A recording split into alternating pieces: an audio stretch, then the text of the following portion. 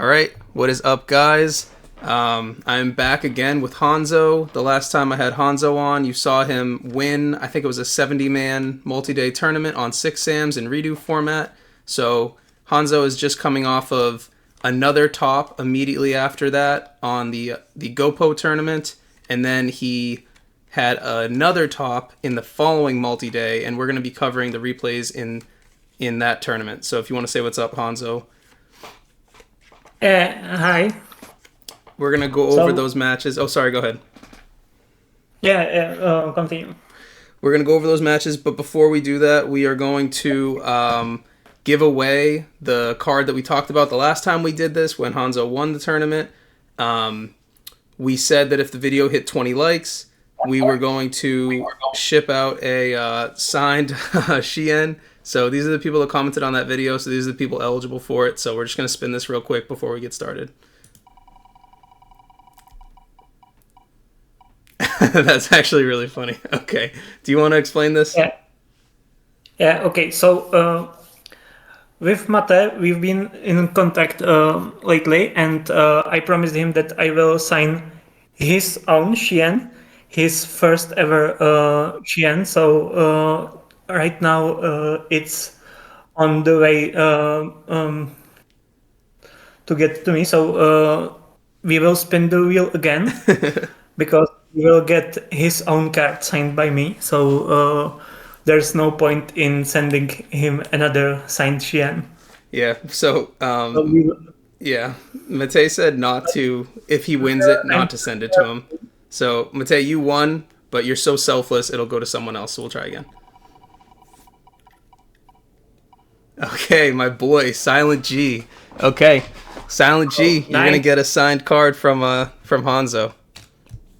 So actually, the player we know that can use it in his IRL 6 Samurai. Yep. Silent G was running some pods on 6 SAMs when we met in Ohio, and he topped that tournament on Heroes. But maybe with the signed Shien, he'll be on 6 SAMs in Pittsburgh if he's able to make that tournament. I'll be there. But cool, that's awesome. So we'll get that to Silent G, and we can just start with the replays. Yeah, I will contact Silent G tonight and let him know that he won. Okay, cool. All right, so first up, I don't know. So this tournament was maybe like 2 weeks ago. So I don't know if you remember all of the matches, but I know Flaming Storm. Flaming Storm's a very good player, and I know he's lately been on Hieratics. So maybe you were assuming he was on that, or maybe you don't follow as closely in REDU format. I'm not sure. Yeah, we played actually in GoPo Cup. Oh, that's right. Like 2 days before this game, and he was on Hieratics there. So you were assuming he was on Hieratics. Oh, I should shut off the audio. I think that'll be kind of loud. So you're assuming he's on Hieratics then? I don't remember if I played with that assumption, but I don't think it was that important. So you went first, set Compulse, it's your only trap. Any consideration to pro set the heavy? Probably not. You're ready to go off. And you can make Barkion with this anyway, so there's really no need to... You'd rather just make the heavy and then make Barkion. Yeah, I want to play heavy and then make explosive play. Yeah. So he goes upstart. Set 2. Yeah, his deck doesn't play a whole lot of traps, actually. I think it main deck's like Compulse and a few more, but set 2 is kind of weird. One of them's probably an MST. You set your MST. Yeah, I'm not sure if actually it wasn't possible to stop for a moment. And let's do some math. If I played heavy, would I be able to kill? Without this smoke signal, because you drew this for turn. Yeah. Because you do have the asceticism. Because if I used asceticism on... the Kagamusha. No, on Kizan, I would be able to bring Grandmaster. Grandmaster is 21. No, I would be short. You're pretty short. 3 times 21 plus 400, it's still below 8k, okay. Wouldn't it be like 6,000? Because you would be going Kagamusha, Kizan, Grandmaster. It's like 67 or something. Yeah, we are short. And that's assuming you don't play into any Max C's or Gores or anything like that, because I think he main decks that.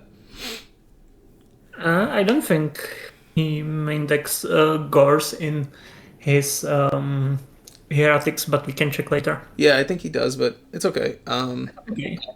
All right, we'll keep going. So now you draw the smoke signal. So now you're definitely thinking. Yeah. Now I can. So are you thinking get Kaigeki Kagemusha, and then get an Inishi and just push? Yeah, I think so. So you go heavy 3 for 3. Oh, he pro set the heavy. Wow, that's really bold, and he passed on a lot of turns. I should probably first use MST in case there's Starlight Road to give myself chance to snipe it, but yeah, that's probably wrong. But if you no, you didn't set your heavy, so yeah, it actually would have been fine to start with MST. That probably would have been fine.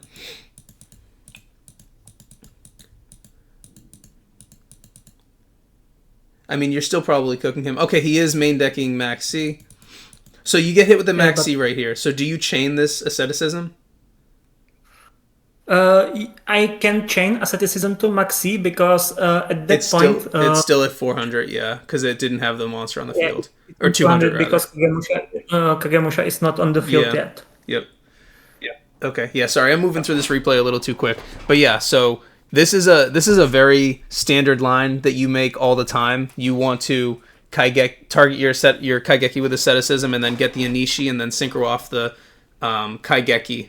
And then you end with Shien Inishi. But you have the 2 Kizons here, so pretty much he needs Gores to not die because even Trag Inishi can bounce back.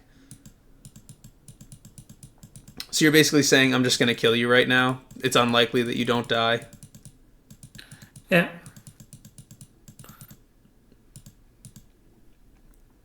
You don't even know what he's playing right now, technically. This could be like a Girgia deck. This can be whatever, even Ben is nowadays playing Compulsory, so... Yeah. That could have been any deck, but yeah, you just kill him. I didn't show the hands, because I'm just trying to be in your perspective. Yeah, you open heavy again. I think I've sided into standard going second stuff, like into more back row hate, and that's it. So now you see he's on Hieratics, he dualities, and gets, what was that, an MST? Yeah. Yeah. Okay. Oh, Prohibition calls Kagemusha. This is funny. Actually, in War League, Flaming Storm was telling me to side Prohibition against a lot of different matchups, and it's such a weird card. It's very hard to use, but him and I talked about what to call in different matchups, and I remember he was saying he calls Kagemusha against 6 Samurais, and I was like, you know what, that makes a lot of sense. Yeah, that's actually a really funny thing. There's one obscure OCG format. It's called Crow format. It's based on September 2010 ban list. Just before the Storm of Ragnarok came out. Okay. And in that format, it has been lately totally dominated by Hero Beat. Hero Beat is too strong for the cards that exist there. And actually, there's lately trend of siding Prohibition against Hero Beat. You activate Prohibition and call Neos Elios. Yeah. Yeah, that's funny. So it's funny to see Prohibition being used in this way. Yeah, I mean, I think so. When I was talking about this with Flaming Storm, he said call Alias on against Bubble Beat, and I was like, dude, yeah, like hero decks are basically just Neos Alias turbo decks. Like you just get to your Neos Alias and stick your Neos Alias, and then just beat down with your Neos Alias. It's so funny because it's literally a 1900 vanilla monster, but Gemini Spark and Hero Blast are so good, you know? Yeah, and you can even use Miracle Fusion on it and stuff like that.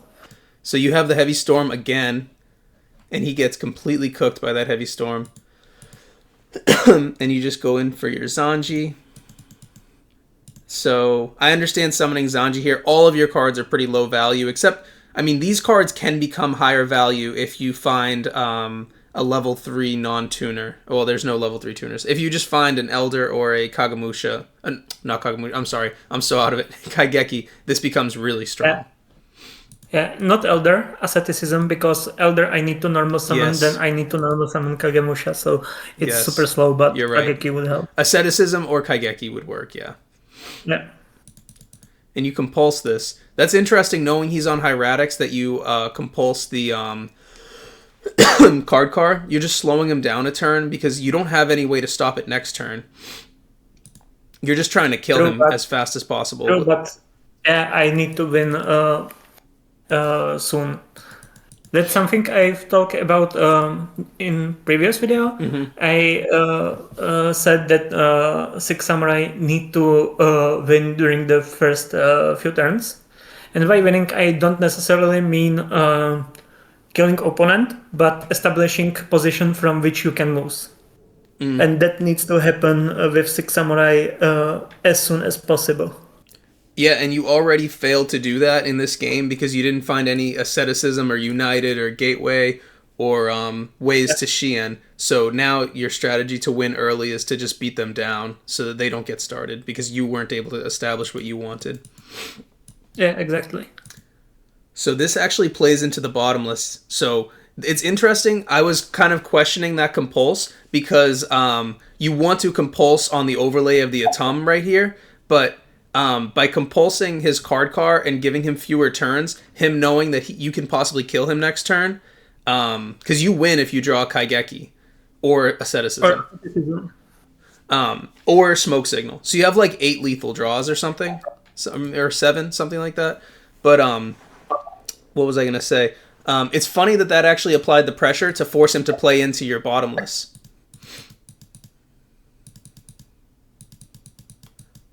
You draw Upstart and MST, so you were not killing. And now, normal summon card car is pretty dangerous. Oh, and you go into Steel Swarm Roach. Yes, this is very hard for him to deal with. I actually know that he's on Tsukiyomi, which I think is really, really cool. So yeah, you're just kind of praying that you can just solo with this Steel Swarm Roach. I mean, his only outs to this are like Dark Hole, Tsukiyomi, and Book of Moon, basically. So he just goes for the card car again. This is not lethal. He has max C, so that's a -1 max C, which is nice. And he's very low. He does have the Book of Moon. Okay. And this Kagamusha is just hanging. Yep. Yeah, this Light Pulsar is interesting. It's because they summon the Red Med from deck. They can summon either of these from deck. It's actually a deck that I'm building IRL. I've never played Hieratics in any format, but they've always been good. Yeah, I don't think you're going to win from here. Yeah. You're going to lose your whole field. And he's going to have a Red Med Pulsar. Yeah, I think you're kind of cooked. Yeah, nothing to do from this situation. Here I sadly didn't have Enishi and Zanji in deck. So, because having now alive Enishi would be really nice, but it is what it is. There's no way you could make Enishi. You can't get 3 cards on field anyways. Yeah, but if there was Enishi in my main deck, I could search it with reinforcement of the army, but... And then special summon the Kizan? Yeah, exactly. So if you did that, you would be able to... I would be able to bounce the Xyz monster and attack over... Red Med. Yeah. And then you could... But then it's not live anymore. So then your thing's getting cleared. But then if you synchro... you're probably still losing. So like the following turn, you could synchro into like a Gaia with whichever one lived and attack over the Pulsar, but then it's floating. I would exit into rank 4, so... But there's no rank 4 that's really going to deal with this. Yeah, sadly. Yeah, that was tough. You almost won that one, actually, from a bad position. Okay... Oh, baby, you open exactly how you want. So we have, we're going to draw 3 new cards here after the, you have Shien, and you can even put a Kizan next to it. Yeah, I find the deck. And now I'm drawing all the Yeah. cards that can make my field even stronger, Yeah, like this warning. you were hoping to hit like another United or a Gateway right there on that upstart after the thin. Get another upstart. Ooh, you got double warning and book. Yeah, this is going to be really hard for him to beat this. So I assume you set them all? Oh, Yeah, you didn't set the book. Are you just worried that he has like Dark Hole Heavy or like MST Heavy or something? Yeah, also book can be useful later because book can be used against established field. So by keeping it in hand, I am more safe against possibility of my field being somehow broken. Or there are cards that can bait the negation before using a heavy storm. So you didn't want to get killed by like a Dark Hole into a Heavy.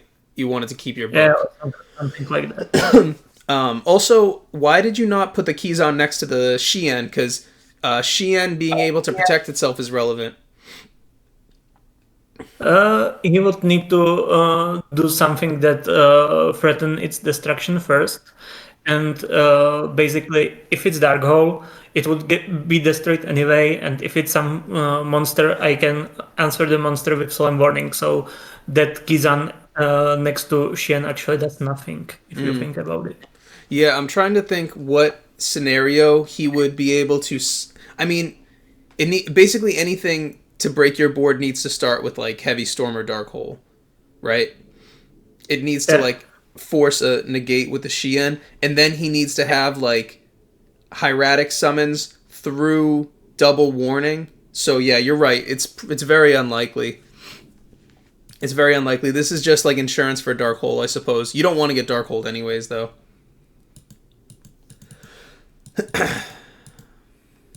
So you don't negate the upstart because you're not greedy. He has 6 cards in hand. I don't know what these cards do. You can normal summon this card, blah, blah, blah. There's one that looks just like this that pops monsters, but I think this is the one that just normal summons itself and copies level. Yeah. Yeah, I think it copies level. Yeah, I'm reading at this point too. Yeah. I know that there's 2 that are level 5. They look very similar. So you warning the Sue. You have to warning the Sue because it pops back row. This card is really good. This card is crazy. Yeah. Then he gets his Luster Dragon. It's vanilla. Oof. But this one I need to stop. Dude. So both warnings did its job. Yeah. If I was in Flaming Storm's position and I get hit with Shien turn 1, double warning, I'd be so fucking pissed, honestly. I'd be like, come on, man.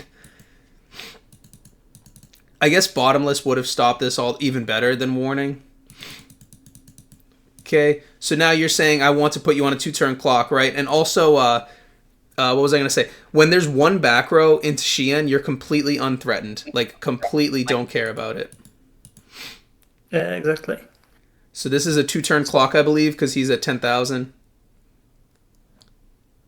Yep. Oh, and you went back into your Roach. Yeah, Roach plus Shien is going to be really hard to get through.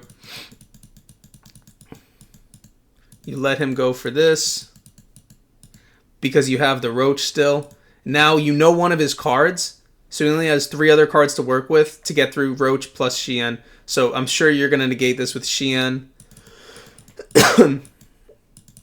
Oh, and he just leaves. I did.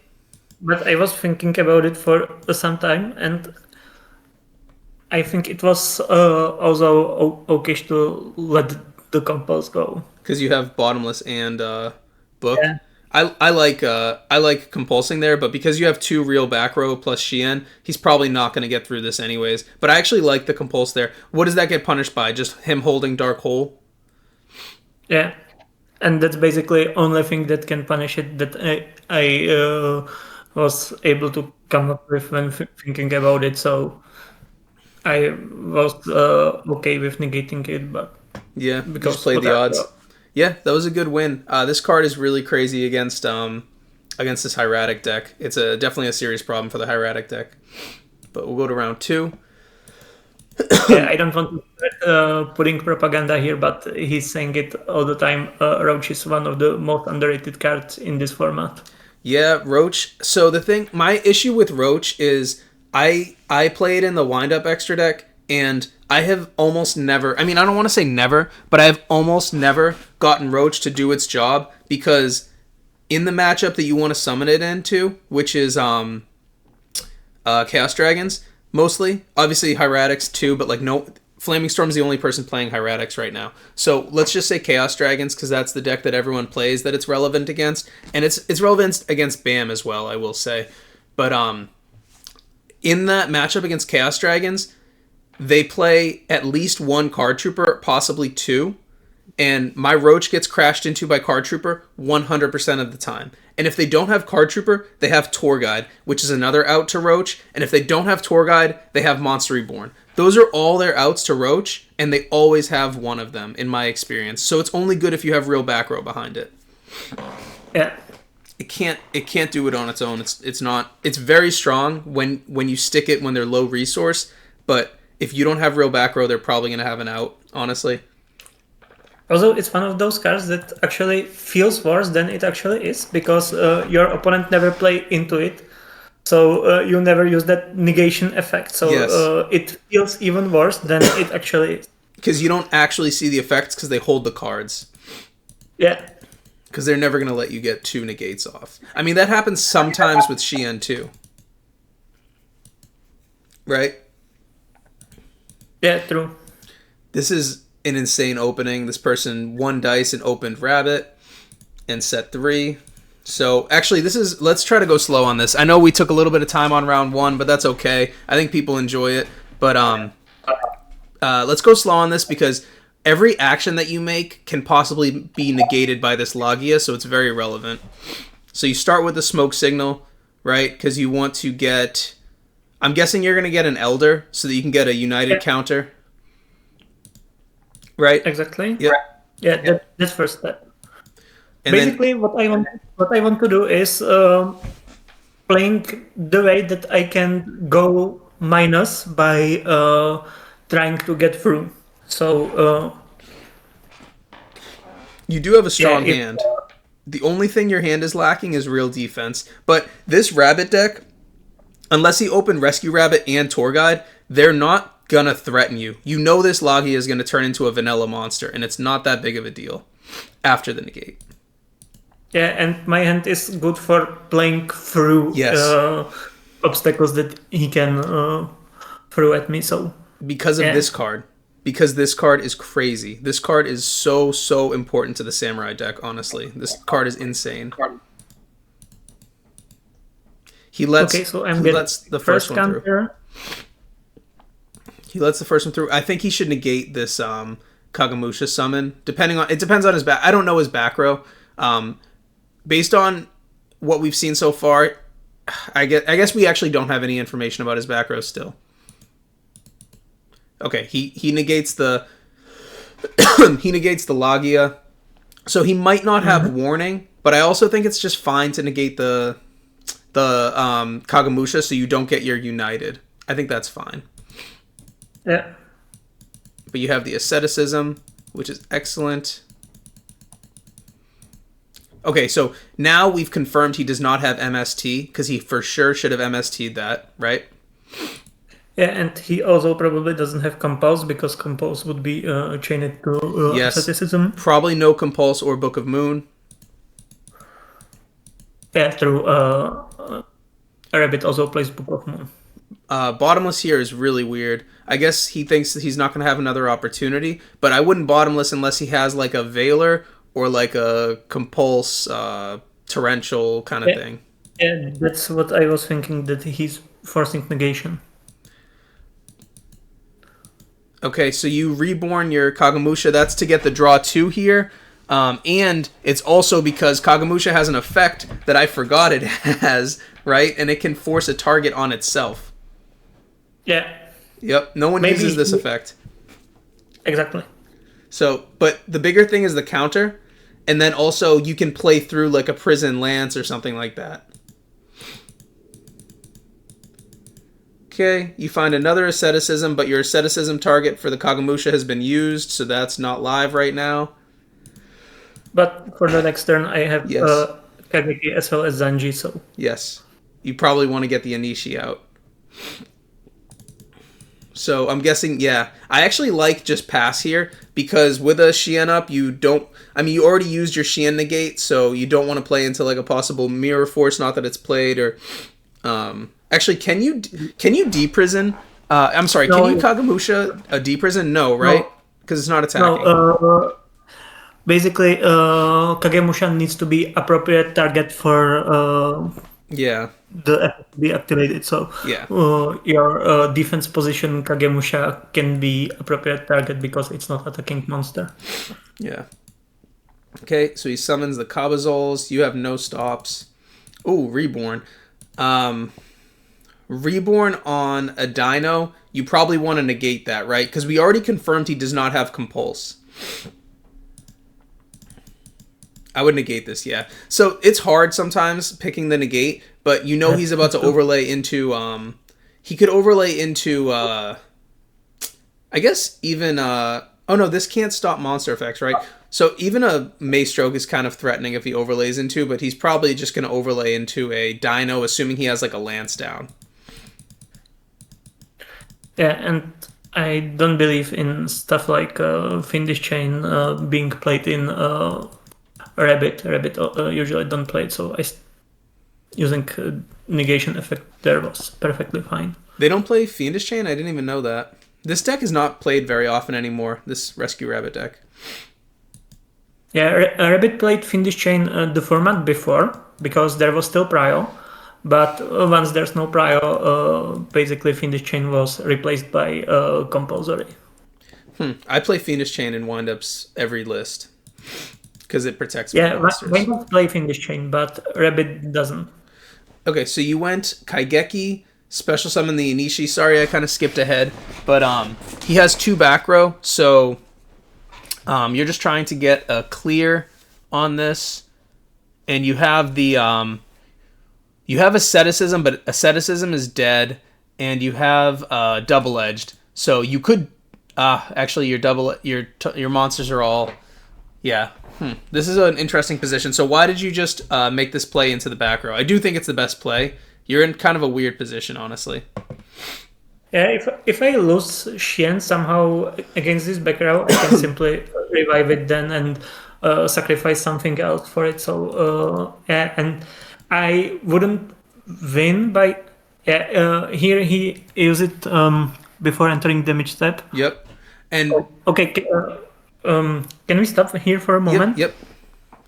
Yeah, there was no point in activating double edge because there's no way I would win this turn or establish stronger position than I would have without activating it. So I kept it set for that reason.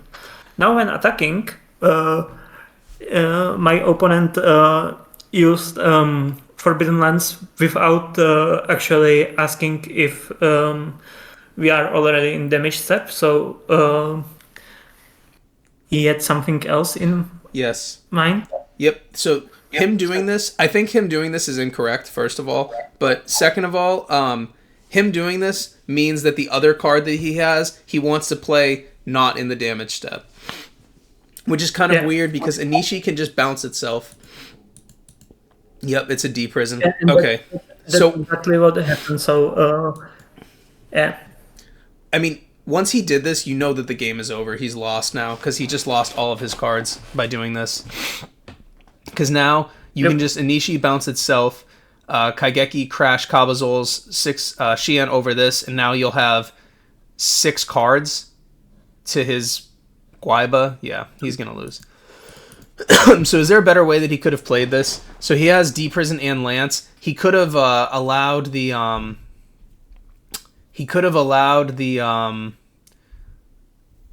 Inishi to swing. Go ahead. I think we need to get rid of I think it's he had to use it to get rid of Shien. Yes. But I'm thinking, is there a way that he could have done that? Because you're Inishi swinging over the Kabazols. He has to let that happen. And then when then Shien attacking over Lagia. Yeah, then you do it on attack declaration, Shien negates, and then you use the prison to remove Shien. would you, in fear of him possibly having a lance or something, would you have chained a Nishi effect to bounce the Lagia if he played a D prison on your Shien attack into Lagia? Or because it only plays around lance.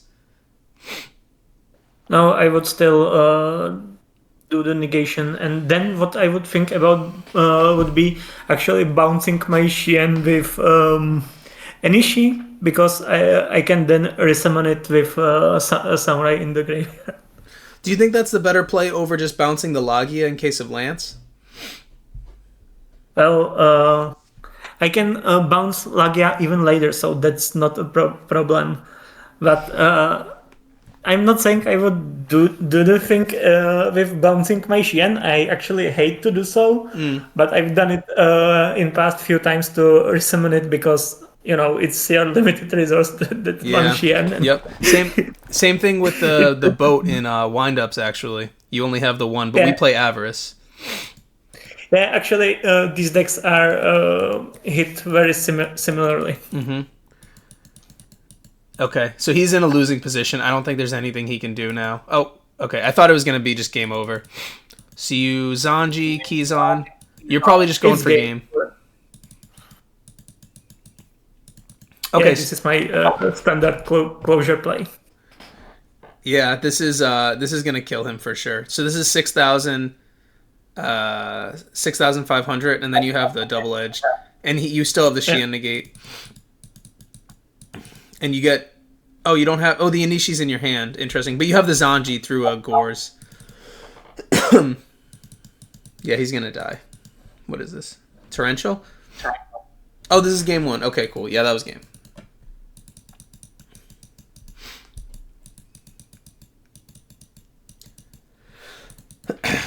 Okay. Oh, man. Rabbit again. Wow. Okay, so he's going to start really strong again. Summons the Lagia, sets 2. You have Night Beam in going second, so you're in this precarious position again. You do have Smoke Signal Asceticism, so this is a Shien if you want it. And you have Night Beam to negate one of these, and you have Book to force the Lagia. So how are you thinking about sequencing this? Do you start with the Book of Moon, and then you guarantee the Night Beam goes through, or do you start with the Night Beam? I think I start with Night Beam, but I'm not sure. I think these are interchangeable because they both are worse in different scenarios, but yeah, either one of those. I think it's better to start with Night Beam. It gives you some information about the back row also. Yeah, and actually, him spending his best negation on Night Beam is perfectly fine for me. And if he does that, you probably know where his Solemn Warning is also. So you go Smoke Signal. So I start with Ledger. So you decide to go into the Elder because you want the Asceticism target without normal summoning? Yeah, and I have my Grandmaster that can be special summoned next to Elder, and Grandmaster can get over Lagia if Lagia is put face down. Yes. Okay, so he lets that go through. Now he feels threatened. So this tells you what? This is probably not a battle trap, especially because this one was a D prison. So we expect this card to be like a bottomless or something. Not that bottomless is really that good against you. Yeah, if it was bottomless, he would probably use it on Grandmaster. Does Grandmaster not add its... Oh, but it won't be in the graveyard. Yeah, he should have used bottomless against Grandmaster. It activates even if it's banished by bottomless, but I have nothing to add. So. Yep, people don't know that about Grandmaster, actually. Here I could be punished by Compulsory, but... Yep.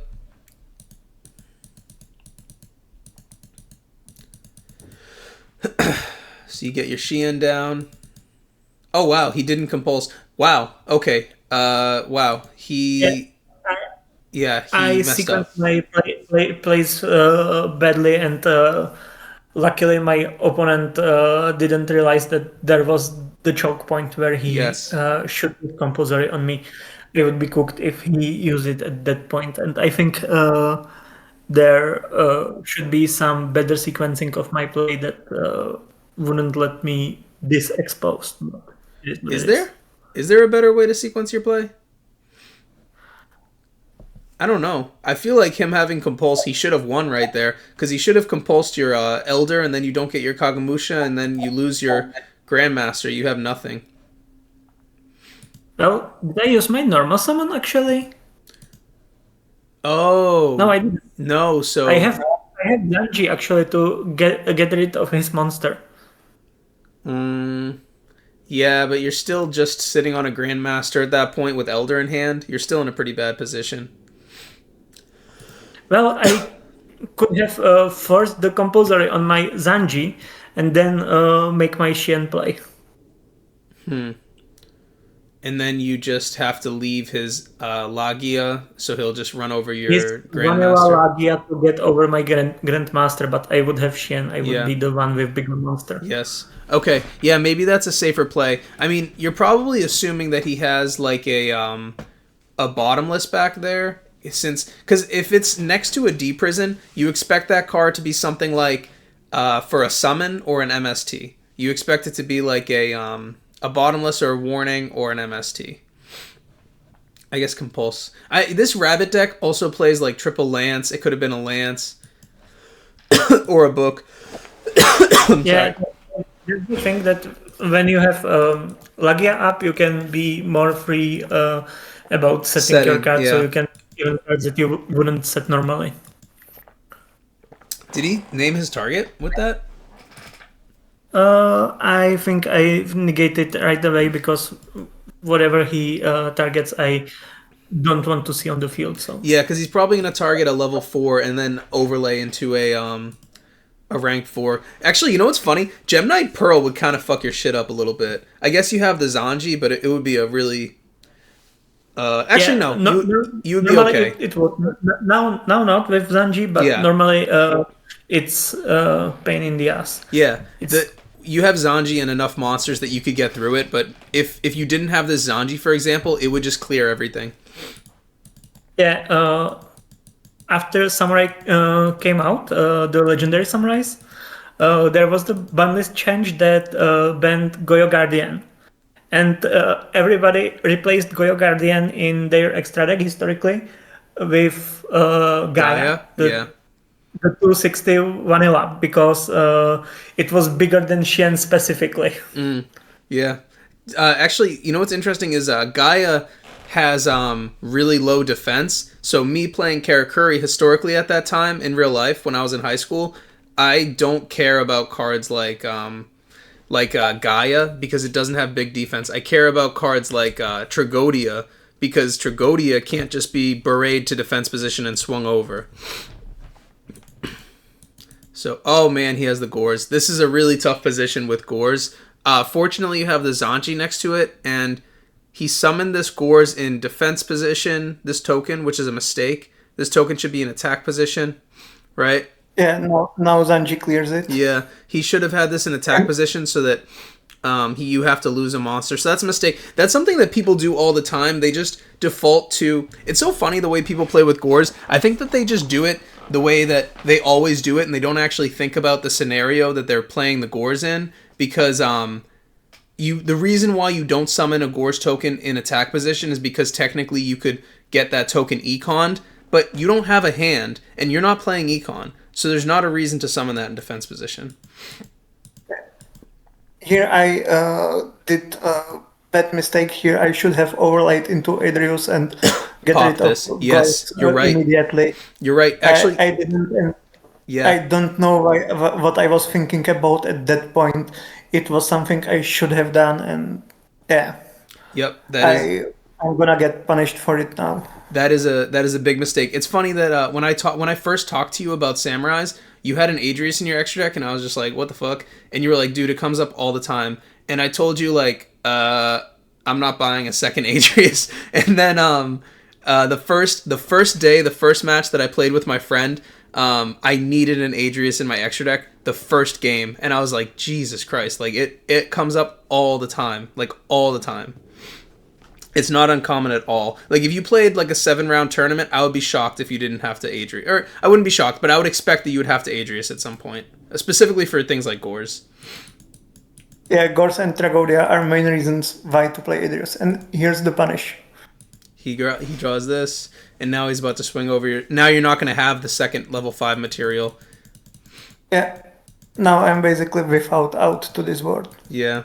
What do you need, and like double-edged? Or reborn? Ooh. Funny that you are mentioning it, because, well... Oh, no. It is did you think you were about to draw into it? Yeah, you will see. Now you're going to lose your board.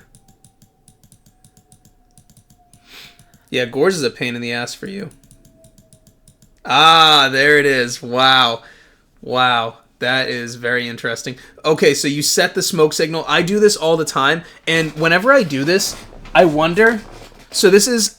I don't want to make this video too long, but I end up talking too much in these. I'm sorry. I was just going to say, I am always unsure about how to play against certain players because I don't know how good they are. So when you set 2 back row here, to me, immediately, I know the reason why you're doing that is because you're trying to protect one of them from an MST. One of these is important and one of these is not, and you just don't want one of them to get MST'd. That's the way I view this, but I don't know the way that he's thinking about it. You know what I mean? Yeah. And you really, because if you get this MS, okay, he has Starlight Road. You get this your double-edged MST, you will lose.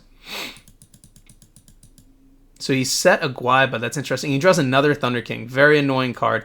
Oh, this is very interesting. So he has, I think, 100 short of lethal, right? This is 34. No. I'm sorry. 44 right here. 63. Yeah, this is 6,300. So you actually can't warning this Thunder King because the 100 extra damage matters. So you have to hold this warning. This is so funny because it's exactly lethal if you warning him. Right? So you don't get to warning the Thunder King, which sucks. You have to let them all swing in. And then you have to play through a Thunder King next turn. Oh, that's so funny. And then you draw the Kaigeki. Interesting. Okay, so talk to me about this play. So let me just, from the layman 6 Samurai player, right? So now this smoke signal's dead because he summoned another Thunder King, which is very annoying. So you probably have to double-edged your Xian plus Grandmaster, and then swing over these guys, and then overlay into Adrius and pop this and lose to any real back row. Is that what you're thinking? Or is a Kaigeki going to be involved as well? I guess Kaigeki is good to add to the field in case your Xian would die somehow. You can kill the Kaigeki instead. Is that what you're thinking? Are you going to summon this Kaigeki? It's risky. Yeah. It's risky to summon the Kaigeki. Yeah, I think I first did this because there's no point in summoning Kaigeki first. Yeah, actually, it's better to hold the Kaigeki, because once you clear this Ryo, you can smoke signal, and then this Kaigeki can become like a, I don't know. If you don't clear this... Yeah, but if you don't clear this Gores, you can't go Catastor. But you hope to clear the Gores. Yeah. Oh, he bottomlesses. This is not good. He should have held this bottomless, because I guess he's probably not thinking about an Adrius. But we already saw this middle back row do nothing of his, so you're definitely going to negate this. If he held this bottomless, he could have bottomless your Adrius. There's no point in bottomlessing there, honestly. Because the thing is, I think he's hoping that you don't negate it, but you, of course, negate it, because there's no reason not to, because your Xian dies anyways. Yeah, there's no point of not negating it. Yeah. I think he did it out of... He can't bottomless there. And your Adrius comes through. Oh my god, this double-edged, man. And now you can even... Oh, you just set. So you could have... you could have technically smoke signaled and synchroed into a Catastor. But, yeah, I guess you're just planning on... yeah, why didn't you, actually? I guess it doesn't really make a huge difference, because you're going to lose to the same cards. I think there's no point in doing so. You Yeah, play into this way torrential, I I guess. this way I can later decide what to use my Hmm. smoke signal on. Yeah. Now he checks uh, what the set card is in case it's snowman Snowman. eater Yeah. And then he to just get him loses. out of the situation. But now he just see that, oh, it's just Kageki.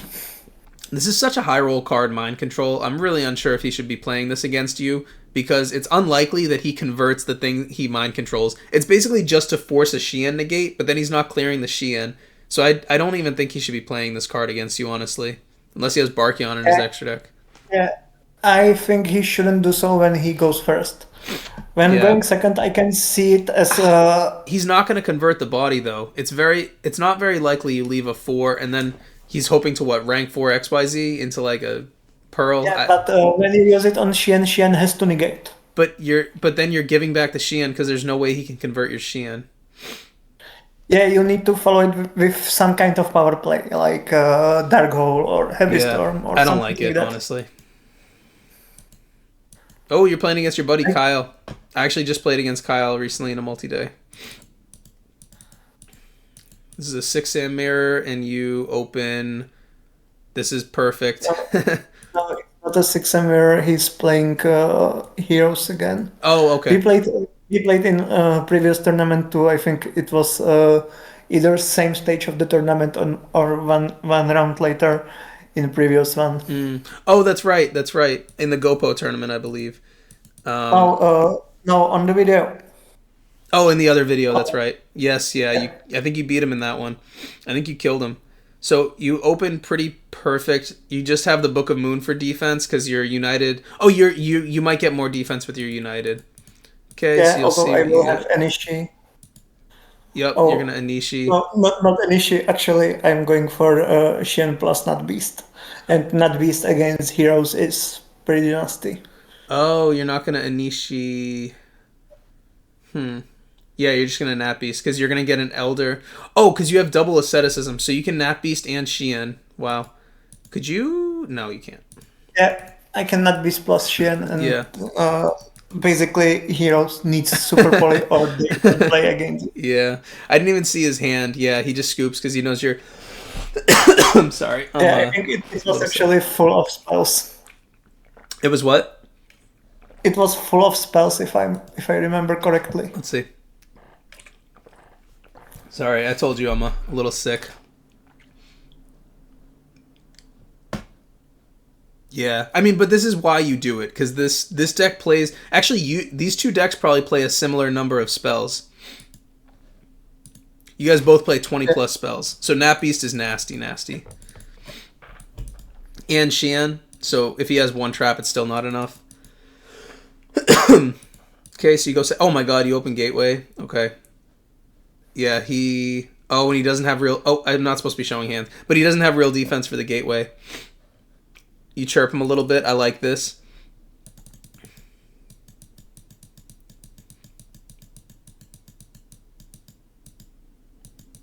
Okay, so he has one stop. Oh, that's very interesting. You bring in the Cyber Dragon going second against heroes. It beats over all of their main deck monsters.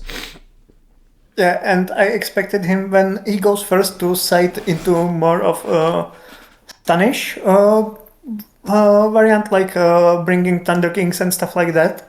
So this And is this is really an nice out. because it Yeah, creates one for one with Thunder King. Thunder King Yep. or Solemn Warning or something like that because it's bigger than his all stuff that he might leave on field when he goes first.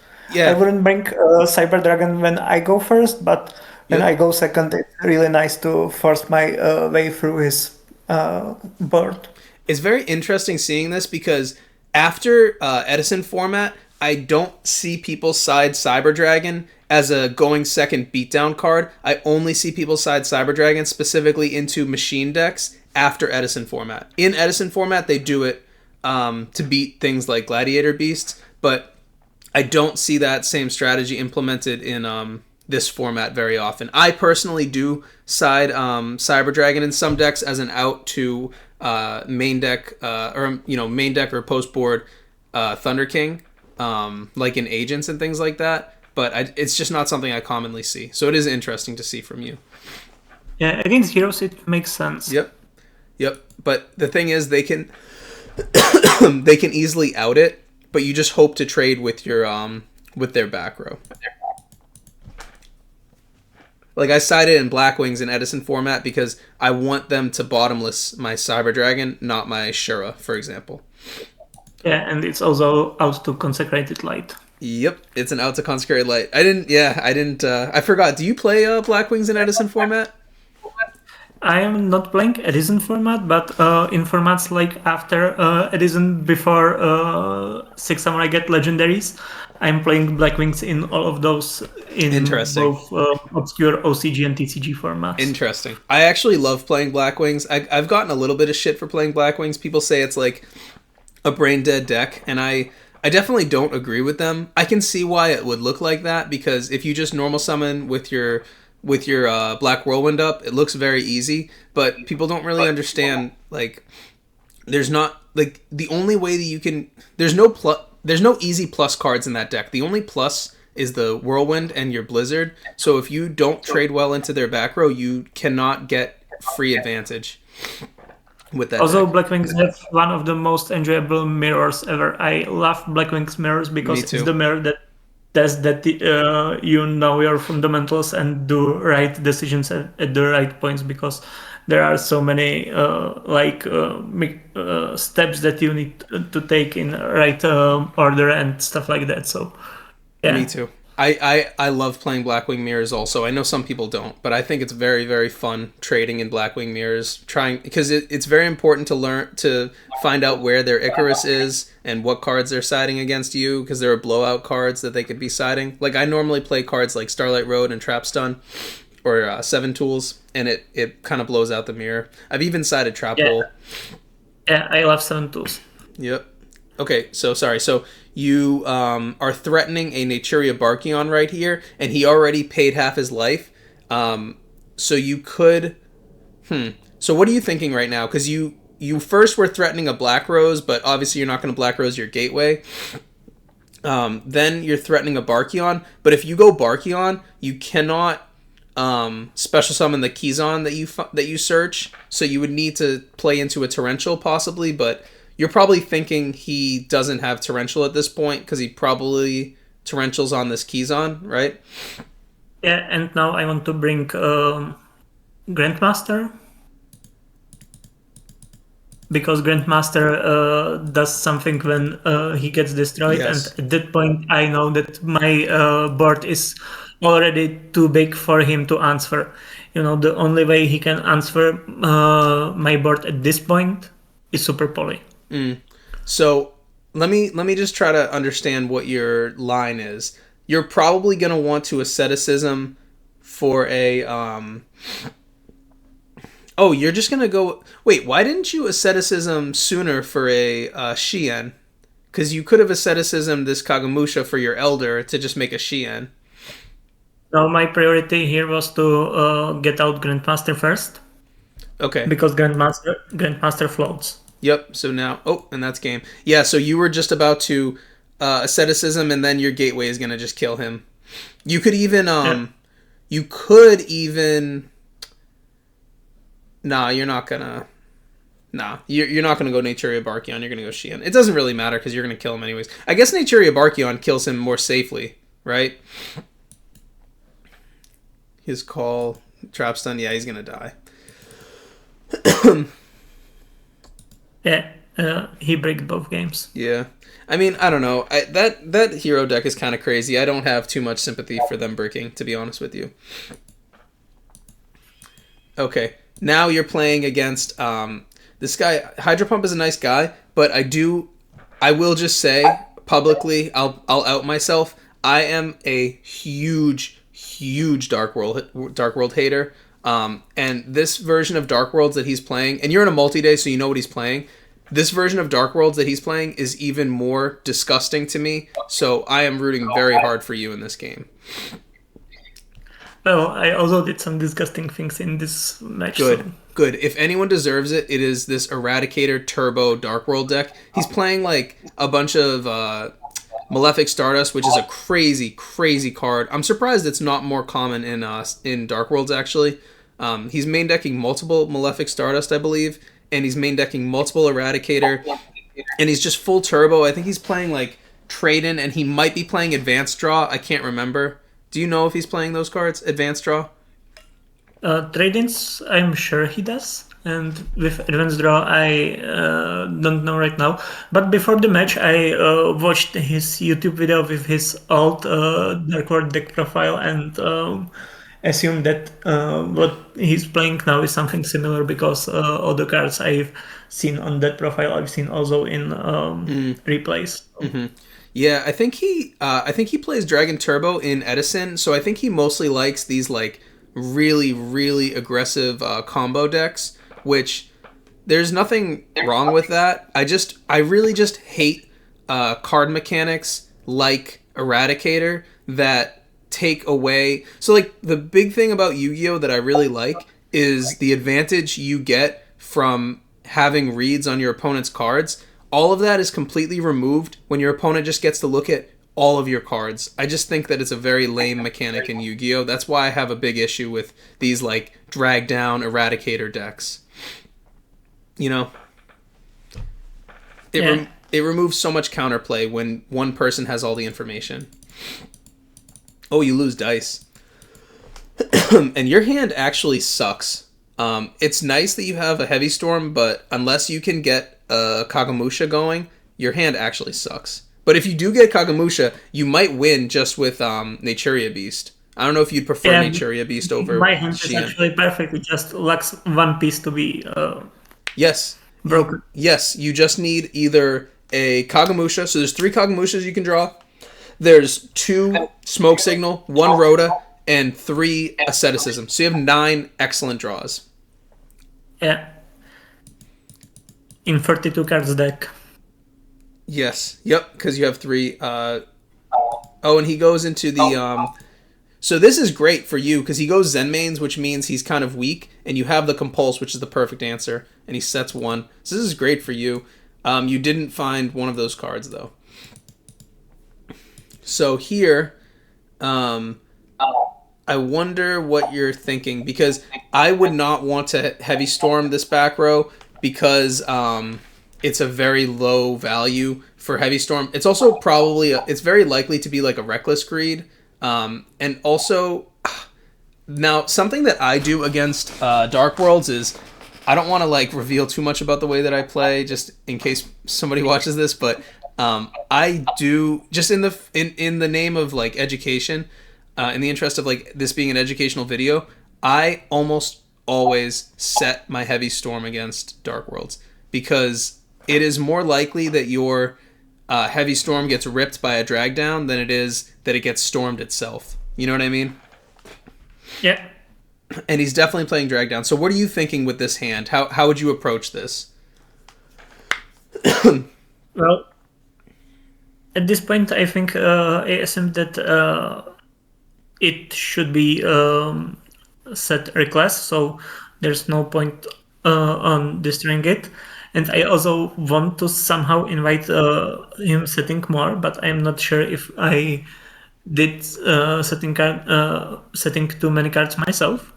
I'm sure I should be setting down bottomless to get rid of bigger stuff. I don't need to answer the Zen mains yet, so there's no point in setting compos. But you know, there's also possibility that I simply summoned everything just to have your empty hand. Yeah. Which is also a very legit thing to do against Dark World. To make your hand empty so there's nothing to rip. Yeah, I mean, I wouldn't really even mind getting dragged down, because it would put you further into your deck, which you really need. If this was me, I think I would set like, I might set 4, honestly. I would probably set Heavy and Compulse, because I like it being on the field to deal with the Zen mains, and I like Bottomless being down in case he has like a Malefic Stardust, and I like Space Typhoon being down for his field spell. So I don't know, I might set 4.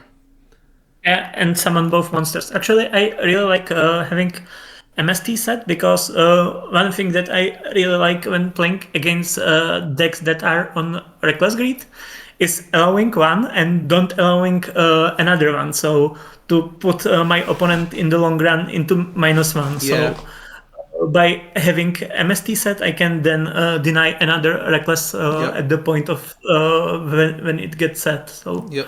So I wonder what you end up doing. I actually, if I set 4, I don't know if I would summon the oh, two I just monsters. passed. What'd you say? Okay, I Oh, you just just passed. passed. You just passed. Yep, it was a reckless, like we expected. There's the Stardust. Okay. Okay. Yeah, it's also reasonable. It's also reasonable to just pass since he didn't play any drag downs and stuff like that Mm, in his first turn. There's good chance you're that right. he won't do that. Also, so yeah, He ended up drawing into the heavy storm, so my set 4 would have been really bad. Okay, so now, oh, you found your smoke signal. That's all you needed. So now you're yeah. probably thinking heavy storm him and make a Shien or Nap Beast if you want. You could even Nap Beast. No, I need. Okay, I needed to go Shen route because I need to out the Malefic, and I Oh, that's would right. crit Yep. with Shen and sacrifice Grandmaster, Yep. but it doesn't matter because he Deck virused devs. that Elder from my hand. He deck devs you. But what's interesting about him deck deving you is he tributes He's his now. Malefic so it can't protect the field Yeah, spell. Okay, so you decide you want to find another piece with this, so you can smoke signal and make a Shien. And now you put down the Compulse because he knows about it, so it's an automatic answer to his Zen mains. He's also draw locked now. yeah. You're gonna Compulse this because he already knows about it. Yep. And you find Gateway. Oh wow, that's really good.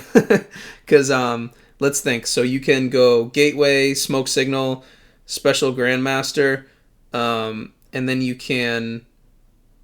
So I don't know all the Gateway math, but because you get 4 counters right there, you can search a Yeah, you Keyzon. get Zag, you get Kizan. Kizan is 21. Grandmaster is 21. It's not enough to kill. But you'll be able to get another Keyzon, won't you? Because you can get a Yeah. Keyzon here. No, you can't. Sorry. Yep, this is the end of it. Oh, you go Landois. Okay. Yeah, I actually love this with an MST in your hand. Um, you know he doesn't have the field spell, so Landois with an MST can stop like a tour guide summon or Yeah. a trance. You can stop a trance archfiend also. Yeah. On a channel of Fraser Smith, he did a REDU tournament during the Halloween, and it was won by basically my Six Samurai list.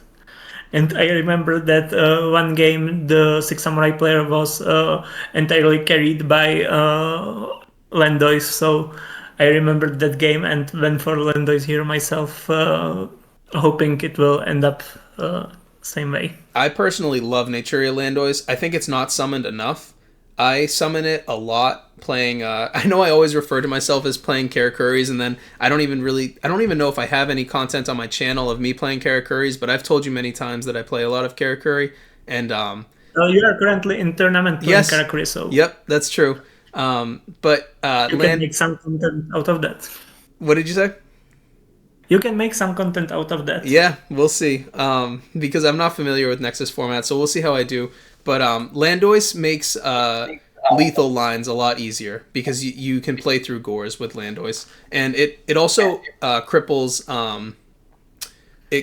agents because if you Landois with real back row, they are not going to be able to like Hyperion Prio pop or Hyperion attack over if you have like a Deep Prison Mirror Force kind of thing. So Landois is very, very good against heavy monster decks. Yeah, actually, it's here mainly for the Gors and Tragoria. Actually, so many stuff in my deck are specifically answers for these two monsters because I lose to them so hard. Yes. Yep, you do. Fortunately, Redo does not play a whole lot of Gores. It's really just Chaos Dragons playing Gores. And you draw And into then, another spell with this after he drag downs. Interesting. Oh, wow. And he pitches his Reborn. Can he not special summon? No, he can't Reborn no, the... there's no field spell. Yeah. Well, it says it must be special summoned from your hand. I And don't... it dies when there's no field Yes, spell, yes, if I that's true. remember correctly. Yes. Okay, so he gets to see your draw. So if you drew a deck dev target, you could just pitch it anyways for the Dark World dealings. Another dealings, you draw another spell. I'm guessing you're gonna keep the Reborn. Do you have any good Yeah, Reborn Reborn is targets? definitely a better one. Okay. But him going Dark World dealings. Oh, he actually was able to pitch a Brow. Goes Upstart. And he just scoops. Amazing. So the Land Waste does carry you to victory right there. Here we go. This is what I love to see. The Dimensional Fissures come in post-board. And you actually have the Mirror Force. That's interesting, but I think it makes a lot of sense. Because, one, you hope to do it with a Dimensional Fissure up, so his Grapha is permanently banished. And two, you just need a way to deal with like the big monsters like the Malefic Stardust. Right? Yeah. Is that why this is coming in? Because it is kind of weird against Dark World because it doesn't really help against Grapha unless you have like a macro as well. And you have macro. Nice. There you go. Now, even just destroying Grapha, you get one turn and you use the turn effectively. So you decide to pitch the MST here because it's only really going to be good against a field spell right now. Yeah. And then he searches the field spell, so you're feeling a little silly. But also you have the Dimensional Fissure and the macro, so those are going to deal with it anyways. He pitches Grapha. That's interesting because he doesn't have anything to pop. But he probably has like a tour guide, Levier, if I had to guess. That's usually what they do when they have this set up. Oh, it's not a tour guide, but same thing. Bounces. Sets. Oh, man. This is what I hate about Dark Worlds. They get to... Ugh, I just hate these kind of opens. Yeah, they force you to discard the stuff that they want to discard. Yeah. You drop back into the MST. And then he's going to Erad. It's interesting that he called spells because he saw your hand and it was everything besides the MST and the Kaigeki, I believe. So he called spells and it was just defense. He knew about Di-Fi and decided to call spells. I don't know, calling traps would be better because he knew about two of them. Yeah. So he would get rid of Macro and Mirror Force, and Macro is actually more threatening than D5 for him, so... I guess because he has this Heavy Storm is the reason he doesn't call traps. Yeah, if he has Heavy, it makes perfectly sense. And then you miss the Heavy Storm with your MST. And you don't hit this gates because you have a macro, I assume.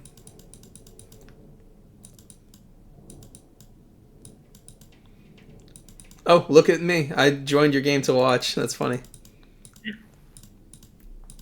So now I'm going to do some damage because this is actually also a very common thing when playing against Dark World. After they virus you, they need to establish their board, then to do something after viruses. And I've seen so many Dark World players to die after tributing their monster because they didn't have follow-up of big monster, but we know about him having the one that he used to summon Grapha, right? We know he has Brow, and he knows what your back row are. He knows you have Macro and Mirror Force, so he's going to Heavy Storm you. So you activate Macro immediately. What is the reasoning for this? In case of some stuff that can discard, I don't know it. felt like I should do so. In case he summons something and has like another virus that can tribute, I want to make sure it will get banished. Okay. Because most ways to discard are not like inherent. You can chain to a card effect. So this must just be for like this being another virus. Yeah, he can have like trade in, for example, that discards for cost. So he decides to use the gates because he's about to banish or destroy it with heavy. Yep. So you're gonna lose now because he just stormed you. Assuming he has real cards. Yeah, he has tour guide, so you're gonna lose. Yep. You're about to lose everything, and you're still under Eradicator. Yep, and that's game. You know that it's over because of that heavy storm. Yeah, oh baby, look at this! Oh my god, dude. See, open. I think this is fair after what he opened last game. Yeah, this is. I mean, I don't know about that. This is so nasty. You have Xian right here, plus another summon and gateway. So the Xian and this Xian plus Shockmaster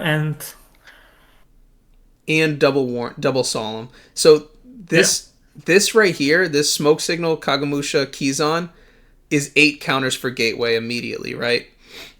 Yep. Because these are 6 plus the Xian. And 8 counters are 2 more Kizans that are needed for making Shockmaster. It's more than 2 Kizans because you only need 2 counters per monster after that because the Kizan adds 2 more. Yeah. Oh man, yeah, it's so cooked. So you're gonna go Kagamusha. That's 4. Yeah, I even asked him if he has Maxi. Because if he doesn't, he's so fucked. Yeah. So there's 4 more. Add another Kizan. 2 more. This is a Xian. 2 more. You could have. I guess you're gonna summon a Grandmaster because you could have. It doesn't matter. Yeah, I think you're gonna. Yeah, Grandmaster. And then there's Shockmaster. Set 2. Call spells. Yeah, he's kind of fucked when he calls spells. Actually, I think I remember I messaged you during this game. Do you remember that? I remember you reminding me what you said. I think I didn't actually open the message at all during the match. But I remember that you told me that you messaged me something like after Shockmaster gets used, everyone gets fake because they set everything pretending it's trap to make me then Shockmaster trap so they can activate their spells. Yep. I messaged you saying he's fucking lying about his back row because I believe that he's setting all of his spells in like a desperation move through the Shockmaster. But actually, interestingly, he has a Raikou set, which is not something you're probably going to play around, although Dark Worlds do side into this. Yeah, and I actually was almost sure it's Raikou because I knew about him having Raikou in his deck, and actually it's kind of common nowadays that Dark World are signing into Raikous. I've seen it from many players, and I was almost sure he has it. But also I was in situation where I was like, you know what, if it is Raikou, I'm playing into it. Mm-hmm. What can a Raikou even do here? It probably has to pop your Shockmaster, and then you still have a Xian. Yeah, I have Xian plus double Solemn, and now I drew MST, so I'm in perfect spot, even if it's Raikou, so I don't care. So you MST first here, just snipe one of them, and it is a spell like we kind of expected.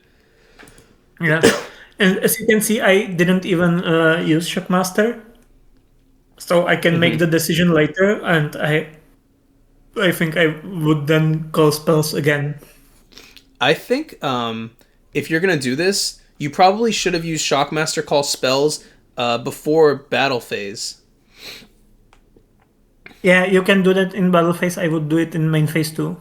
But I'm saying if you're expecting this to be a Raikou and you're expecting these to be a bunch of spells set, why don't you Shockmaster in main phase 1 call spells since you don't have any spells you want to use, and you expect these to all be spells? Yeah, there's the thing that I can make the decision later based on what I destroy here. But I would very likely then say spells because there's no reason to say anything else.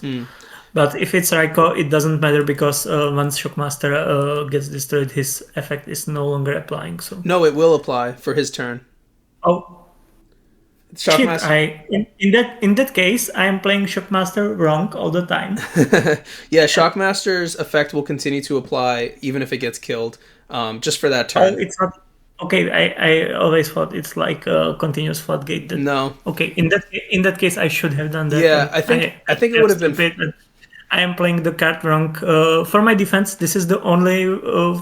Okay, Shockmaster exists, although in Nexus format. Okay, so there are two formats in which I use Shockmaster, and I use it wrong. Well, I use Shockmaster all the time, as you know, because I like playing windups. But also, to be fair, if you're summoning Shockmaster, it's because you have Gateway and a million counters, so you're probably in like an insanely winning position regardless. You know what I mean? Like, Raiko isn't very commonly played in this format. Yep, so it's spells like we saw. Now, yep, okay, cool. I love Xian Negate here because, one, you have Solemn Judgment set, so you can negate a Dark Hole with Judgment. And two, this is a +1. So, like, if you don't Xian Negate this, it's a very high probability that you have to Xian Negate one of the cards he draws off of it, and then he gets a free card off of it. So I love using those effects on +1 opportunities. Yeah, definitely. So Xian Negate, I agree. He has the Storm set. You Judgment it, of course. I have to protect my Solemn Warning. And he has he milled a Grapha, so you definitely have to warning this guy because you don't want him to get it back in his hand. Yeah. Oh wow! Last card, Allure of Faith. Crazy. So it was 4 spells, like I thought. Yep. Ah, there you go. You draw a monster, and that's game, right? Because you can special keys on. You can grab it from graveyard, which is crazy. Or even you could... Oh, no, Grandmaster's still on the board. Oh, did you just add attack? Yeah, I think I did so to play around Gars. Oh, because this can attack over... Well, you could have special keys on and then added attack to your Xian, and then... you would go keys on, which is 21, or you'd go 21. No, you wouldn't actually because they would both be 21. Then you wouldn't be able to clear the token. Yeah, it's probably better. Wow, yeah, that was awesome. Love to see this Dark World deck lose. Nothing against Hydro Pump. I just really don't like these styles of decks, honestly. But it's okay. People probably hate playing against windups, and I love playing it, so no hard feelings. All right, we're back for round 5. So this guy, I think it was the first time he was entering a REDU tournament, actually. Oh, nice. I don't think I'd seen him in any previously. I think he's on Geargia. Yeah, I think he was on MGK. Yeah, maybe it was that build of Geargia. So you open... Yeah. This is a great hand. You're going to end up with a... At least with this hand, you end up with a Xian plus Grandmaster. But depending on what the United draws, you might have even more. So you deck thin. And I am going first, and going first against Geargia is really strong. Yep. So you're going to get your draws. Okay, wow. So you actually did find 2 extenders right there. So I'm guessing you're going to want to asceticism this Kaigeki, so you get an Anishi, and you probably won't Reborn. It'll probably just be used for a Xian if they ever clear it. Is that right? Yeah, there are 2 possible ways to play since I have Reborn, and that's either go Xian plus Anishi, which is what I've opted for, or go to use Reborn and go for Xian plus Naturia Beast. Yeah. Yeah, but this is against Geargia, and I know it's against Geargia since this is like round 5. Yeah, so there's no point in going into not Beast. Geargia are playing like 6 10 spells.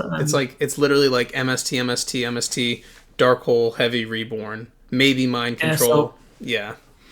So they don't depend on them, so there's no point of investing too much cards of denying them playing spells. I just think Anishi is so much stronger. Anishi is just like a really frustrating interrupt.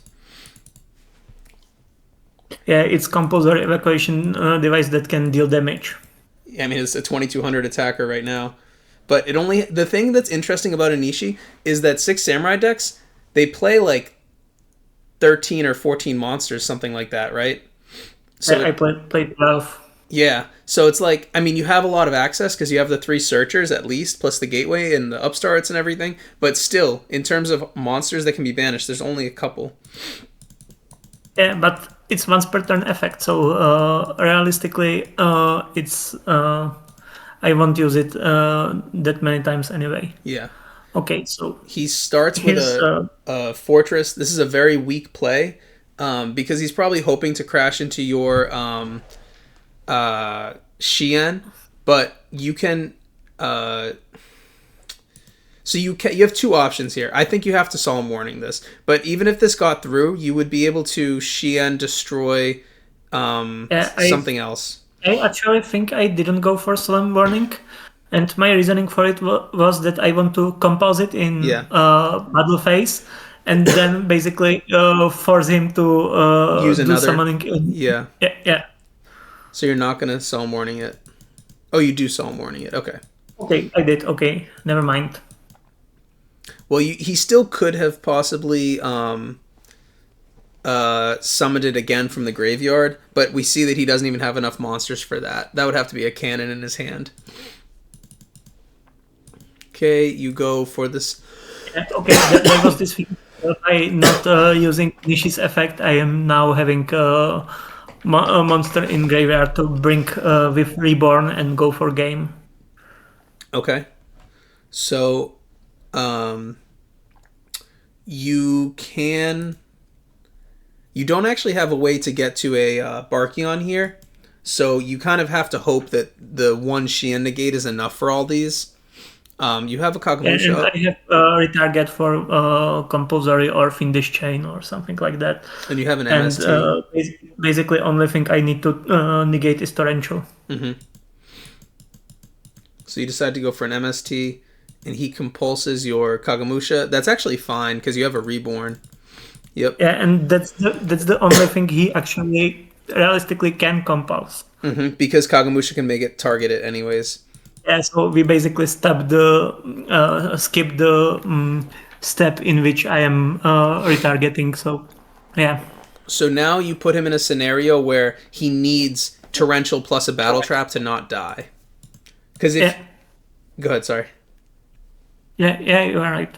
If he bottomlessed your fortress, you probably would let that happen, right? Yeah. Because you can't risk a Torrential. Bottomless on my Machina Fortress. Yeah. And he just loses because his last card is not going to be like a Mirror Force or something. I think it was like a Starlight or a Trap Stone. Oh, wow. This is pretty good. I guess it's missing. If you get one of your ideal asceticism targets, then this hand is like really good. If you draw Elder or Smoke Signal, this hand is crazy. So he's actually, this is against Girgia. Mm-hmm. Even playing against Girgia, I have this one side deck card.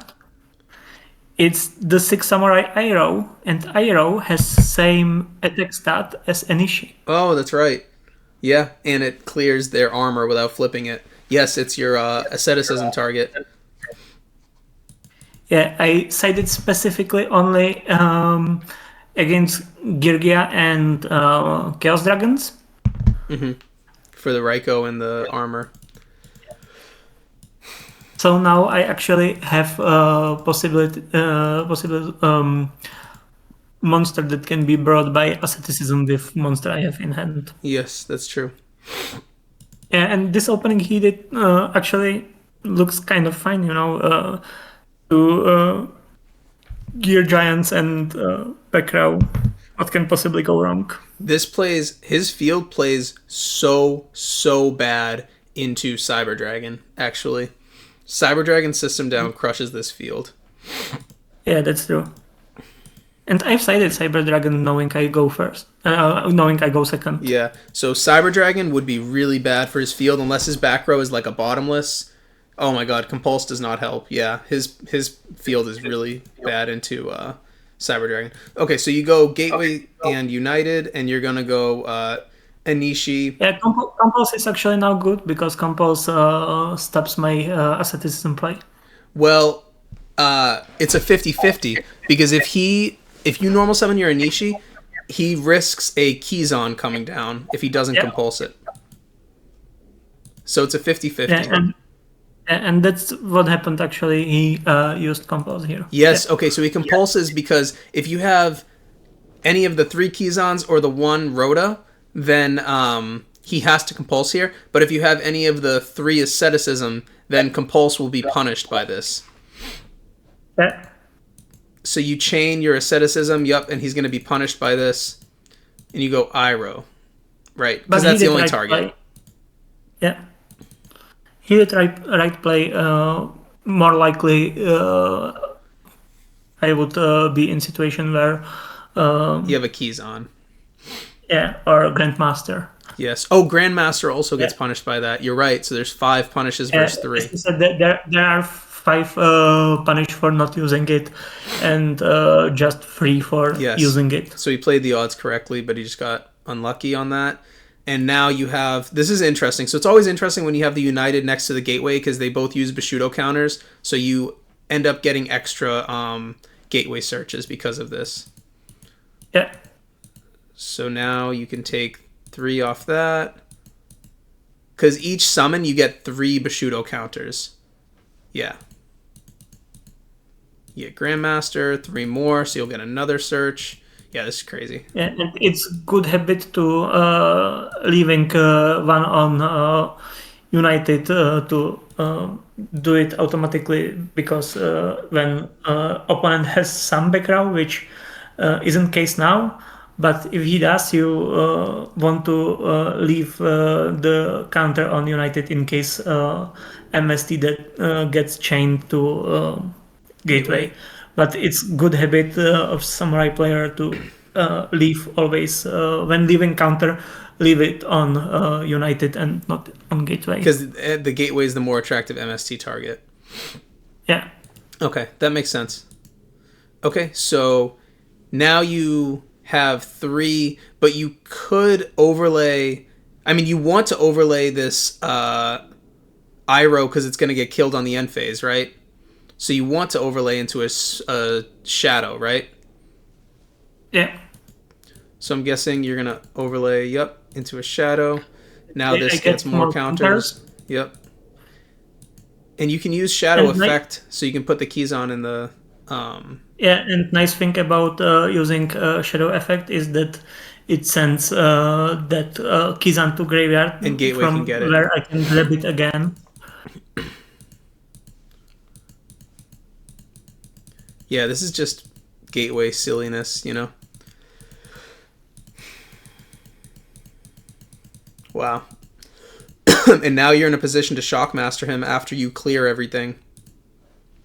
So you can even use 2 of the counters so you can clear both of his Gear Gigants. And if you clear both Gear Gigants first, he only has 1 Giano that you can clear, and you can Shockmaster him. Yeah. You can use the... Yep, you use the boost. Yep. So now you have 2 things to swing over this Gear Gigants. He searched a Gear Frame, so you're going to probably warning that Gear Frame, and you're going to Shockmaster him. Oh, it's too bad you drew the United now. I guess we can't complain. We had a Gateway turn, Gateway United turn. And you just make the Shockmaster. Yeah, this is an extremely winning position. With a warning down. You call spells, yep. Spells because you don't want to lose to like a heavy Dark Hole. Oh, he does have the Dark Hole. And you just win. Yeah, that was pretty nasty, I'm not going to lie. The Gateway games are the, they're the really good situation. Okay, so you're 5-0 at this point in this tournament, right? Right? So it's 7 rounds, so you're basically guaranteed to top at 5-0, even if you lose the next two. Yeah, And because my tiebreakers should be at this point totally safe. this is another Geargia person, I believe. Yeah, I think after playing Geargia Karakuri, I played here against pure Geargia, the one with card car and stuff like that, and Yep. with just 1-1 Machina Yep. lineup. So yeah. Okay, so you go first, you upstart, and you don't find your Shien. You still have Heavy Storm, so you decide to just set one so you can Heavy Storm him if you compulse. So I'm guessing you set this one in case he makes a Gear Gigant X, so you can just compulse it. Yep. So if he sets a bunch of back row, oh no, okay. So I was gonna say if he sets a bunch of back row and you have an offensive play that you can make, you might compulse the armor to set him back a turn and then storm him if he has enough back row. But he's gonna go for a Gear Gigant play. This is pretty safe.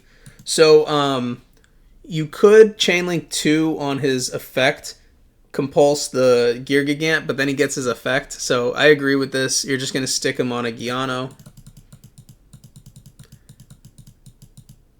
I'm fine with this because he doesn't have armor in graveyard. So yep. So it just slows him down a lot.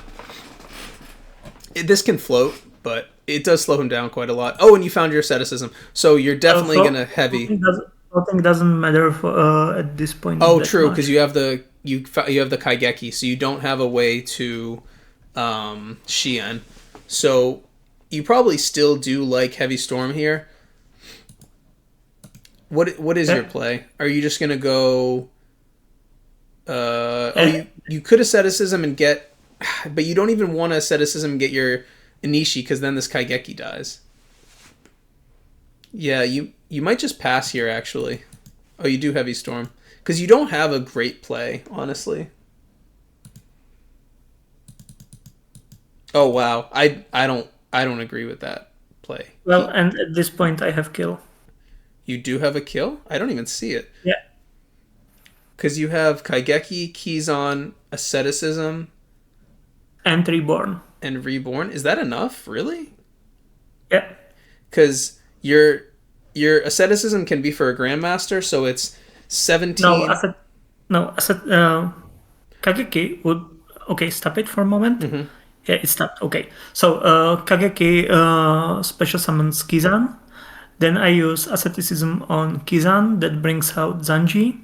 Zanji and Kizan overlay into Shadow. Shadow makes Kageki 35. So we are already on... Oh no, it's not a kill. We are on 6. And yeah, never mind. He has extra life points from Upstart. It would be kill without Upstart. So hold on. So the kill is Kaigeki, Kizan, Asceticism for a Zanji, overlay into Shadow. Yeah. So then Shadow plus Kaigeki is what, 35 plus 25, which is 7,000. And then Reborn it's Kizan. 6,000. It's 6,000. No, it's not 35 plus. Oh, yeah, it is 6,000. Yes, because if you it's 6,000. Because then if you reborn your Kizan, that's 81, but it's not a kill. Yeah, it's killed without Upstart. Yes. But after Upstart, it's not. So seems like I went for damage anyway. Yeah.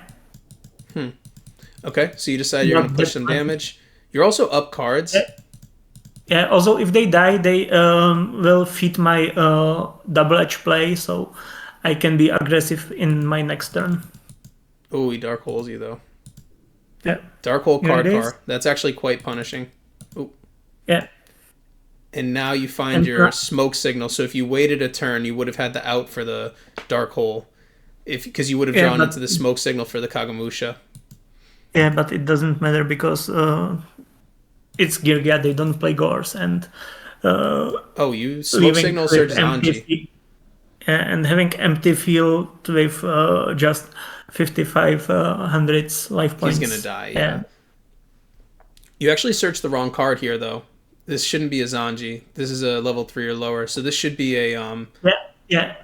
True. And I actually pointed to this right after match on Discord and Well, it doesn't matter.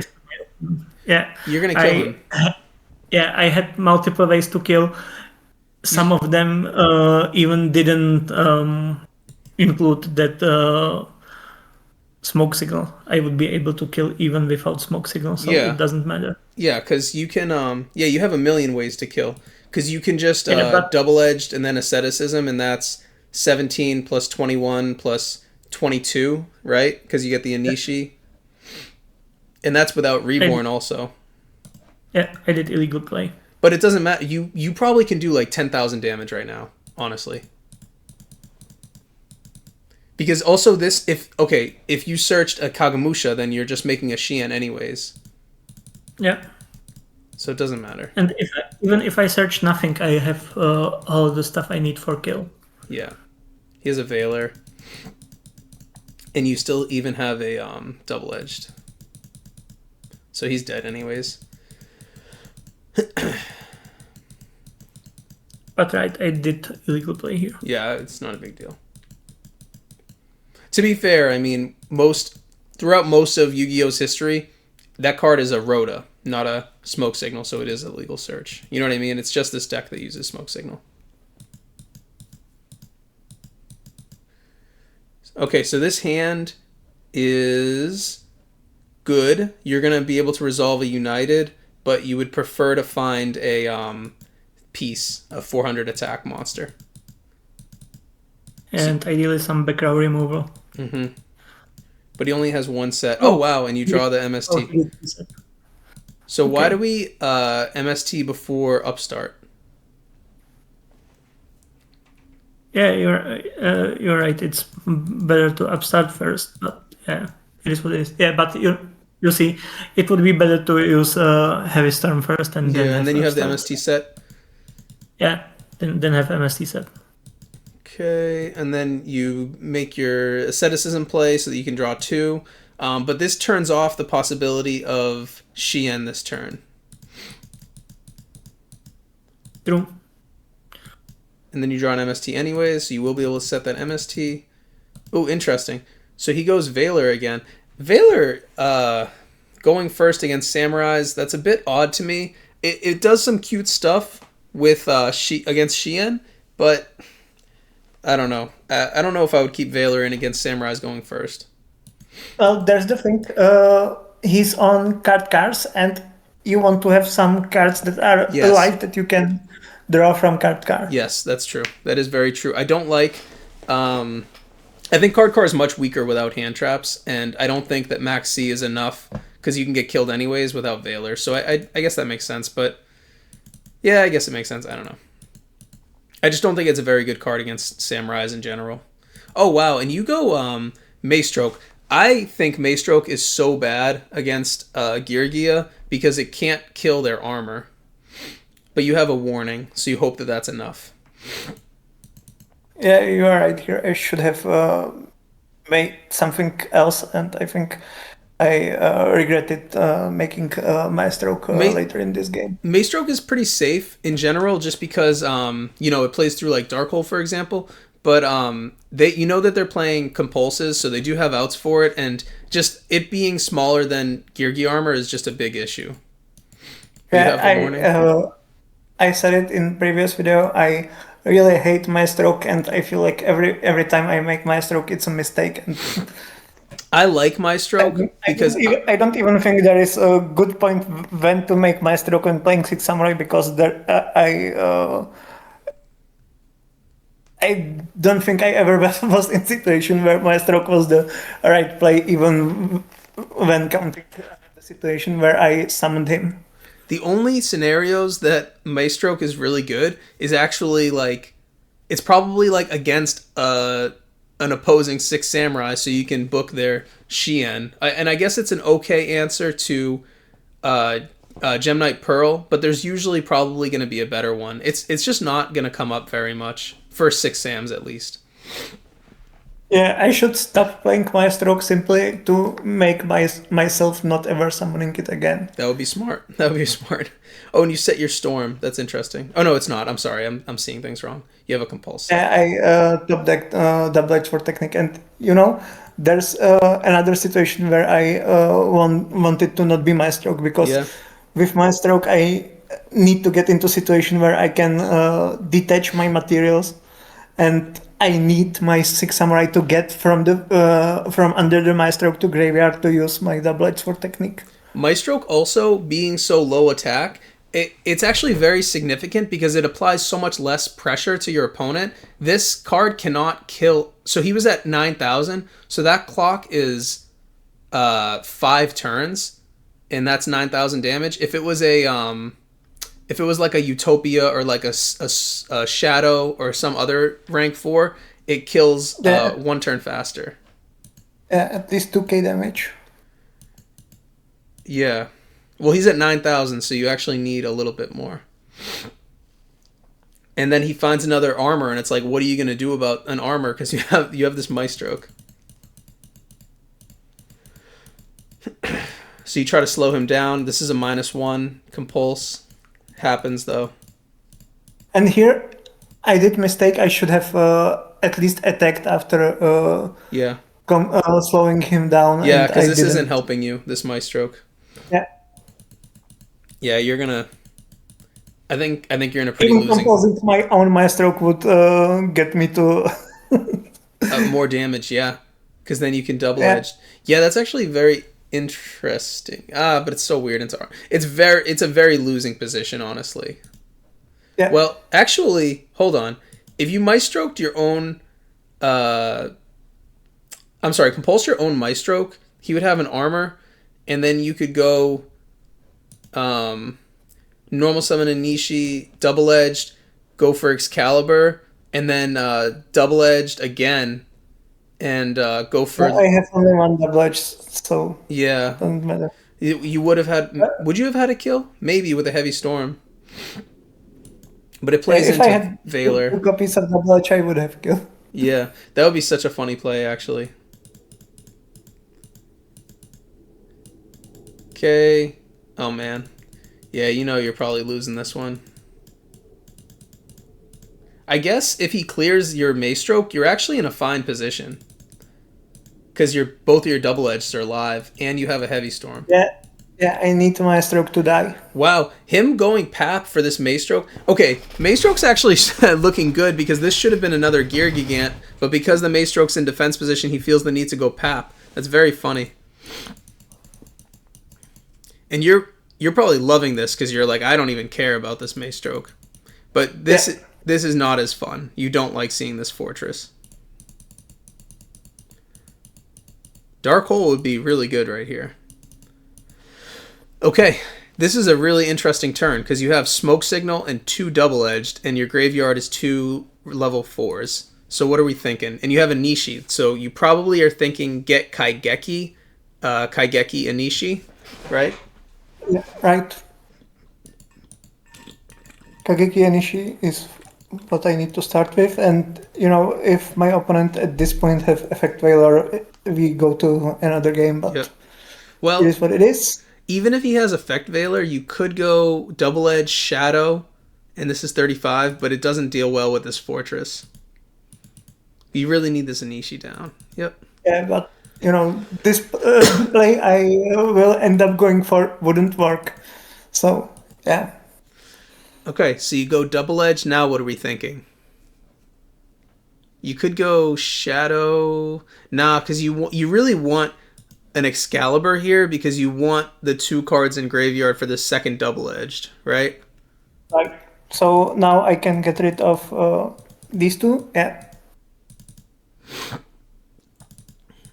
Okay. So now your options are you could set this Storm and then No. I'm winning this turn. Yeah, I was going to say you don't want... Well, how are you dealing with this Excalibur, though? That's what I'm trying to figure out. Because you could double-edged and then make this a Shadow, and this can be 35.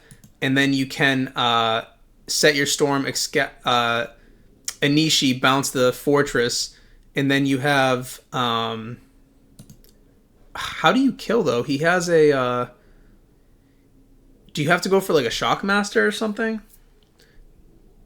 No. Well, you will see. Okay. No. I'm not gonna spoil it because I felt so good about myself when doing this play, so I will leave it without comment. Okay. So you double-edged here. So now you've attacked with this, so you can swing the Kaigeki over this. This is 22, so you can swing the Anishi over this, so that's 100. And then you bounce this, and that's 39. No, I actually didn't kill. Pardon, Yeah, I this didn't isn't kill. going to be game. No. I didn't kill. I did Shockmaster after clearing board. Oh, well, this is nice. This is a really clean way to clear this fortress, actually. Yeah. And now I'm doing Shockmaster play. Yes. Okay, Shockmaster here is probably going to win the game. Here I was thinking if I want to make Shockmaster or want to make Shadow that would keep my Anishi alive. So that's what I was thinking about. But I came to conclusion that he probably invested all his monsters to his board, so I can safely make Shockmaster, say spells, and be in winning position. Mm-hmm. Okay, so now this is likely to be an armor, right? Actually, I guess he's already used 2 of his armors, so it could be an accelerator. It could be whatever. At this point, you just have to go for game. Yeah. And you drew a warning, which is dead, unfortunately. Spells again. Yep. Wow. That was very interesting. That was very cool.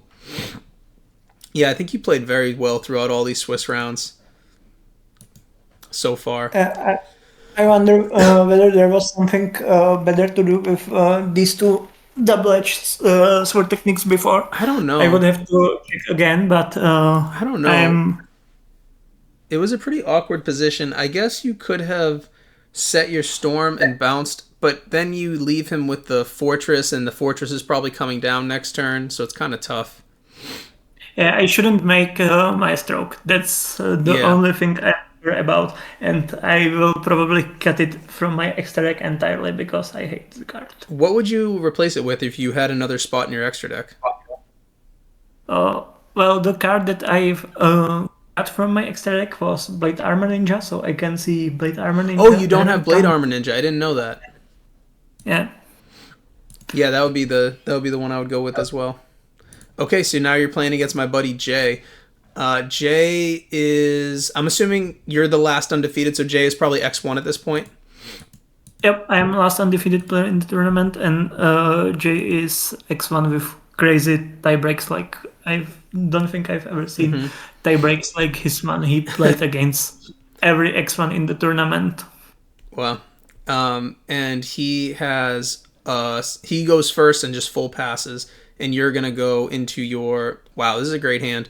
Compulse is a little bit weird against him. It's not very good, but other than the Compulse, you have the +1 Shien, and you can go Anishi if you want as well. Anishi's probably okay, because you'll probably bounce his Fortress. I don't know. It's not good to bounce the Fortress. It still protects my field because I can bounce it in battle phase. Oh, wow. So. He just scoops. He hardbricked. Yeah, we can look at his hand. Jay is infamous for the very early concession, I will say. He does scoop. He is quick to scoop, honestly. Okay, this is reasonable. He has 3 Beast Warriors. He has no machine. Yeah, there's nothing to do with this hand. Well, he could draw into... If he draws into a... I don't know. He's actually in a pretty bad spot. If he draw into a card trooper and then have perfect mill. If he draws into a card trooper and it makes this live, he's in an okay position. Yeah. He could have seen his next card at least. Like, he scooped in 2 minutes. Yeah. I don't know. He scoops pretty early, I will say. Okay, so now he opens the card he wants to see, the gear frame. Sets 2. Now, this is a little bit strange because his deck doesn't play a lot of back row, but I will say he does side that card, which I think we saw it because I showed hands by accident, but Spell Shattering would be a fear of mine. Yeah. So he has the Spell Shattering. So this is actually some side deck hate that is meant for windups that you guys sadly catch in this format. Pretty funny. This card is definitely meant for windups. Yeah, it's meant for windups, and I don't actually think it's that good against 6 Samurai. Really? Because unless I am siding in defies, I have only 4 cards in my deck that can be hit by Spell Shattering Arrow. So it's basically like worse MST most of the time. But you probably are siding in Dimensional Fissure. Because I think I don't actually when I'm going second against him.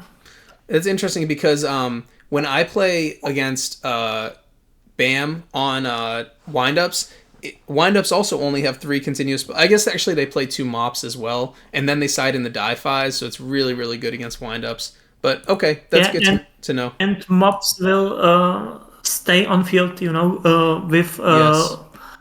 my Uniteds. I am using them, and then they are gone. So that's true. They will not stick around for being destroyed by later top decked. It does seem like a crazy card. I do think it's a good side against Samurais, but that's something I'll have to keep in mind for next time because it seems good to me. Yeah, I can see it being okayish when you don't have better side deck options, but it's not something I. Sorry, I was just gonna say. Now you're playing into a Gozen. Actually, when you did that, you were at a risk of him flipping a Gozen because you would have Kaigeki, and then you can't attempt to synchro into a dark monster, which Shien is the only dark. So if he had a Gozen, you'd be in a really bad position right now. Yeah, I would then make Naturia Beast. Yeah, you would lose your Kaigeki, you'd make a Naturia Beast, and you'd be down cards. And you know he has a Fortress in his hand. And why? I'm sorry, I skipped ahead. Why did we... This is weird to leave a Kaigeki next to a Shien, right? Did you have... you must have drawn the Elder. No, I have asceticism to convert because you want this to be an Anishi? And there I was thinking whether to do it in battle phase and then let Kageki die, but I've opted to simply keep it for later. Yeah. And he MST'd my compulse, so I negate it. I know there's one thing. I know Jay doesn't play Dark Hole. Yeah. He hates Dark Hole, and I perfectly understand why. I also don't play Dark Hole for the same reason he doesn't. So, yeah. Now... you're going to get your asceticism off? Yeah, and basically my field now have compulsory that... but you'll lose this Kaigeki, which is not a big deal. Yeah, exactly. And now I have that compulsory effect of Anishi, and Anishi will be 22 until this end phase, so it can be ran over by Card Trooper or So he banishes from hand to special summon this or Undefeated, Makina Girlfriend can get over it. Oh wow, this is actually a horrible play into Anishi because he's not going to be able to summon this back. What is his hand? He has the Urs. Yeah, this is why I was telling him. I was thinking about cutting this card down to 2 copies of because it only has Grand Soil is the only Beast Warrior besides that you play. So I just get in these situations where you're feeling pressured to special summon an by banishing from hand, and it just makes the card a lot worse. And when I posted that in the BAM channel, everyone yelled at me and told me I was wrong, so I was like, okay, whatever. Because it is a really good card, but it's not good when you're banishing from hand, I will say.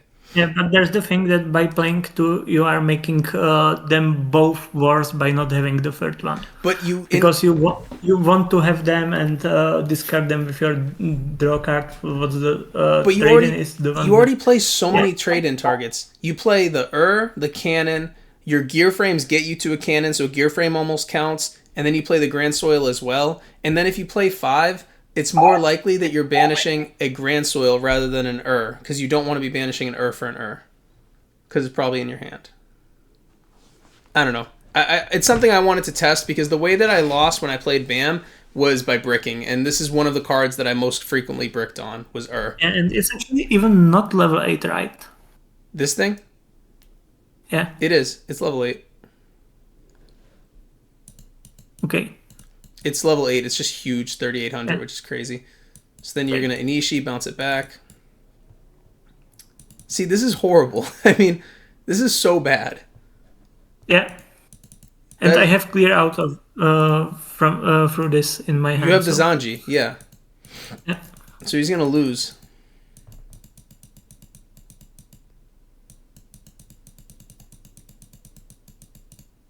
Oh my god, that feels horrible. You united for 1 into a united. That's so funny. Yeah, but now my Zanji will become alive again because I will have full samurai. So he basically loses. Yeah, that's true. Yeah. You're going to set this united? Yeah. Wow. And then he draws the Max C. Max C is not very good against... I mean, it's good, but... I mean, okay, so Max C is part of your engine on BAM, so I understand Jay keeping it in. It's not the best, though. Yeah, with Maxi against 6 Samurai, it's kind of interesting because basically you need it in first turn. Mm-hmm. And that's it, because later when you have it, so it's alive only in turn in which you will probably get killed anyway, so...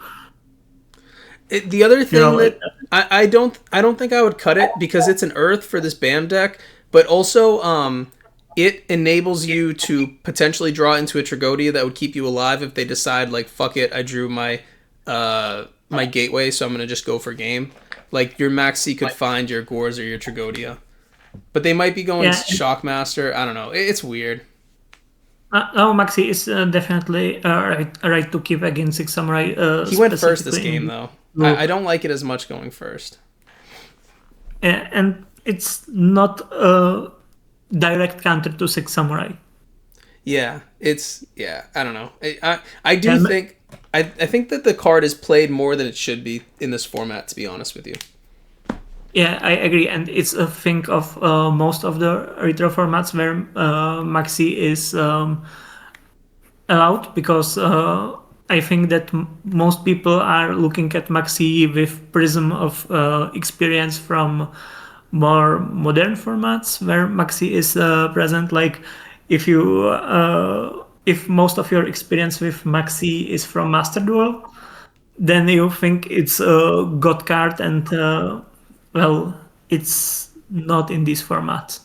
Yeah, especially with most decks not playing Gores. Like, if you max C thinking that it'll keep you in a winning position, but you don't actually have any cards you can draw into, then I know most deck lists at this point, so I know if you max C me, you only have a few opportunities to draw like a Veiler because you're not playing Gores, and I can probably kill you through it. So I'm probably just going to kill you anyways. And that's what happens a lot. When people max C me when I'm playing windups, I just look at my hand, and if I can kill you, and you only have if you only have like 2 or 3 opportunities to draw a Veiler, then it's not even bad to play into the Maxi anyways, because one of the cards that you drew off of the Maxi you have to pitch anyways, and then I can stop at that point.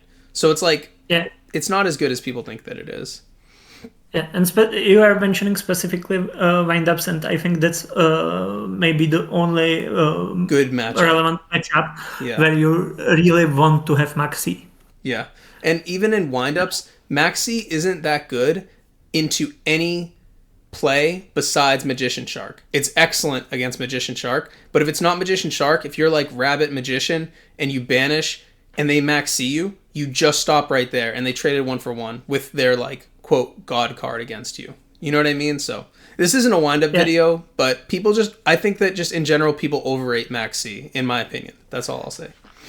Yeah, I totally agree, and it's not just a thing of wind-up format. For example, in Tengu, it's same. Everyone is playing Maxi, and it's good basically against Karakuri and plants, and that's Yeah, it. Tengu plants, yeah. It's good against agents because it makes them not want to go into their gachi play. It encourages them not to gachi, which is nice, but it's not. I mean, it doesn't clear their Venus, so they can do it again next Yeah, turn. I wouldn't then say it's good. It's just not that. Yeah. Yep. But that's it. Also, there was this funny discussion historically and even in more modern Tengu when to use Maxi on Venus on the first or the Venus second. effect, you know. Yes. Yes. Yeah. I've brought this up as well because I think it's interesting, but I think it's usually correct to just use it on the first one unless there's no way you can clear the next turn. How do you feel about that discussion? I know this isn't a Tengu video, but that is an interesting discussion. Yeah, it depends on decks I play and hand I have, actually. You are right. If I am okay with going against Gachi, I use it on second one because then my opponent usually will extend into making Gachi, so I have 2 guaranteed draws. But if I am not okay with going against Gachi, I don't have a clear way to get over it. I want to use it immediately. And if I'm not going to be able to clear the Venus, then I don't want to let him sit on Venus plus Shine Ball, because then he's just going to do it next turn. If I can't clear the Venus, then I want more opportunities to draw an out to the Venus as well. You know? Yeah. But okay, this isn't a Tengu format video. I do like Tengu format, but I do have some problems with it, so I don't play it as much anymore. But okay, so you went undefeated in Swiss, and now you're facing Pudding in top 8. Oh, this is actually from Pudding's perspective, so we'll have to show both hands because we're on this side, actually. And you win dice. You win dice, you're going to go first. So you have a Xian play with a ton of protection, so this is actually really good. One card we have not seen you draw a single time in all of these games I'm thinking about right now is Magatama. You're still on Magatama, right? Yeah. You just haven't drawn it a single time, huh? Not that I can remember, at least. It was MVP last time, if I remember correctly. Yeah, Magatama is amazing. Yeah, so there's no reason to show it again. Okay, so you go set 2 because you're worried probably about like a Dark Hole Heavy Storm kind of thing. Yeah, and I know Pudding has so many cards that he can use to, trade 1 for 1 even with my negation. Like he has Soul Taker in his deck. And yes, he main decks Soul Taker. So since he main decks Soul Taker, isn't there an argument to bring down this Kizan? Yeah, it is, but also he has 42 cards, and if I one Soul Taker in the main, I think he has only 1 Soul Taker. So yeah, I am willing to trade negation with his Soul Taker in case he has it. Okay, so he goes straight into special summon the Fortress. Oh, and he gets hit with a bottomless. This is actually the worst case that it could have been because if he gets warninged, he can go Gear Frame, Search Cannon, and then special the Fortress. But he gets bottomless, which is really bad. He didn't have too much. He felt like he was under a lot of pressure, it seems. So I wonder if he just decided to just go Gadget and then Duality, if he would have been able to set Storm, set Prison, set like another card. I don't know. Yeah, going second into this board, it is very threatening. He probably felt pressured. And then you draw Gateway. Oh my god, Gateway Double Edge, wow. He felt pressured for good reason. Yeah, oh my god, drawing Gateway there is crazy. So now, Gateway Double Edge, and you have the keys on, so you're just going to win. You have played 6 Sam so many times, so I don't need to explain this to you. You know that the likelihood of him having 2 active back row on summons is extremely, extremely low. Like, unless he has 2 Torrential Tributes, there's really not much counterplay that he can make. Well, actually, he's playing Mirror Force, all right? all the traps. He's playing Fiendish Chains, Oh, Compulsories, Fiendish but Chain, yeah. Torrential Fiendish Chain would be very threatening actually, Torrential Fiendish Chain isn't threatening because of the on Kagamusha. double edge. Yeah, yeah. So you have 4. I wonder, are you thinking about going uh Nature Barkion here? Possibly, not sure. I think I went for another Kizan first. I think Barkion Yeah, is a fine play. Okay, he just scoops it up. It doesn't matter. yeah. I think Barkion would have been a fine play there. Yeah, I think I was looking for the way to kill and didn't bother with. Okay, so he's going to go first now. Ooh, this is the card you hate to see. This is actually something I was discussing with somebody. I was telling them, I think that there's a really, really good argument to main decking Blackhorn in this format. I Yeah, really, I can see it. I just think it makes a lot of sense because I was thinking about the top decks. What deck is Blackhorn not good against? It's not good against heroes And Insectors. and Insectors, And yeah. against and with heroes, I think it's okay against Bubble Beat variant, and Bubble Beat variant is now the more Standard. popular one. Yeah. It's okay. It's definitely not good, but it stops their XYZ summon. And against Insectors, I think it's a fair criticism, but just to be completely transparent, there are very, very few trap cards that are good against Insectors. Like, And there's like one good Insector player in every tournament, and that's it. I know. Well, it's actually picking up in popularity, so I do think people should be more prepared for it going forward. But yeah, it's still not that popular, and then the people that are playing it are usually playing it for the first time. There's actually 2 good Insector players, but yeah, there's literally 2 of them. It's Alamasters and Kevin Hang. I think Yeah, Alamasters maybe hasn't played as much recently, but Kevin plays in all of these, and Kevin's very good. yeah. I think I never played against Allmaster, but He's won a shout out to multi-day. Kevin. He's won a Yeah, multi-day in this format. okay, shout out to Kevin. He's one of the toughest opponent in this format, He's and very good. He's yeah, I very faced good. him like 3 or 4 times, and it's always super tough. And he was featured in our previous video where we had that strange Oh, game where yes. we both set so many traps and we both held that heavy storm. It was a really cool match, and Yeah. I kind of love playing against him because it's always a good quality match, but at the same time, it's not player I wish to encounter in tournament because it's always tough. Yeah. Actually, the most recent multi-day, I lost against Kevin in round 1, and I played some of my worst Yu-Gi-Oh! I have a hard time being completely locked in when I'm playing online. So I messed up. I summoned like a Giano thinking I had a level 4 in my graveyard, and I didn't. And it would have played through all of his back row, but then it ended up messing up into all of his back row. So I threw against him round 1, and then I play against my friend round 3 of that multi-day, and I get completely sacked by agents, and then I don't lose again for the rest of the tournament, and I still don't top because I played against, a strong player like Kevin too early. And you're right, it is. I love playing against strong players because I think it makes you a stronger player to have that experience, but at the same time, like you're saying, it's tough because he's a very good player. So shout out to Kevin. He's also a really nice guy.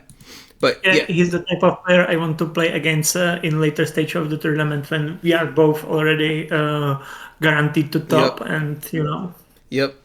I think he just bubbled out of that tournament. Actually, I think he was like ninth. But yeah, this is an insanely strong hand against you. He could get blown out by Heavy Storm, but I guess we're supposed to be playing from the perspective of samurais, but Pudding is my buddy, so I will just say if I'm Pudding, I am probably setting. I'm probably just setting 2, and it's probably going to be. It's probably going to be like Warning Blackhorn. yeah, Yep. So he sets Warning that's what Blackhorn. he did. I like Yeah, that. Okay, you go upstart, and you'll probably upstart again. Yep. So this is this is funny because if I'm from your perspective, I am probably going to try to blind space and play into one back row. But what you don't know is you can't play through either of these back row. Well, actually, if I snipe warning, I can at least resolve my United. Yes. Oh, I can actually if he used Blackhorn on my Kizan. He could very well Blackhorn your Kizan. And I don't remember if that's what happened. So he could Blackhorn your Kizan, or he could be greedy and try to Blackhorn your Barkion. But I think it's probably better to Blackhorn your Kizan to keep the counter off of this United. Yeah. Yep, and he does it. Yeah. And that's what happened. It's interesting it because... It would be very hard punished if I had asceticism, for example, but yeah.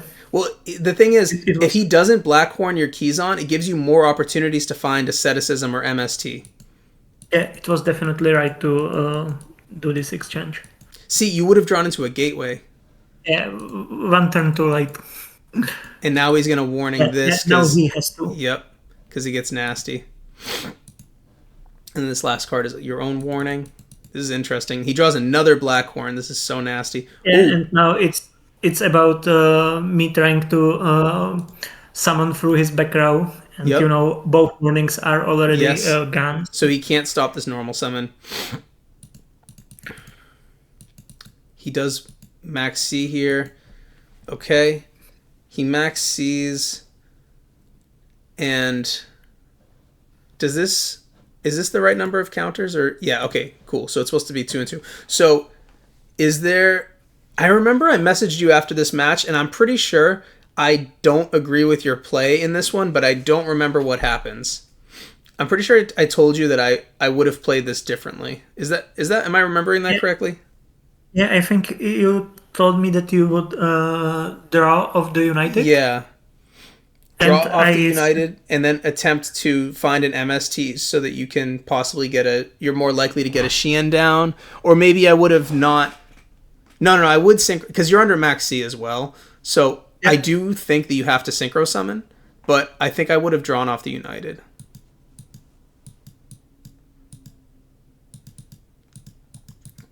Oh, yeah, because you're playing into max C. I don't like Kizan here into max C. So do you want to explain your thinking? I think I didn't summon Kizan now into Maxi. I decided to make him let him make Maxi for 0. Mm-hmm. If I remember correctly, maybe I went for Xian just to protect this field. That's also possible. You do? Oh, okay. I went for Kizan because if his back row is fake, I can go for kill. Okay.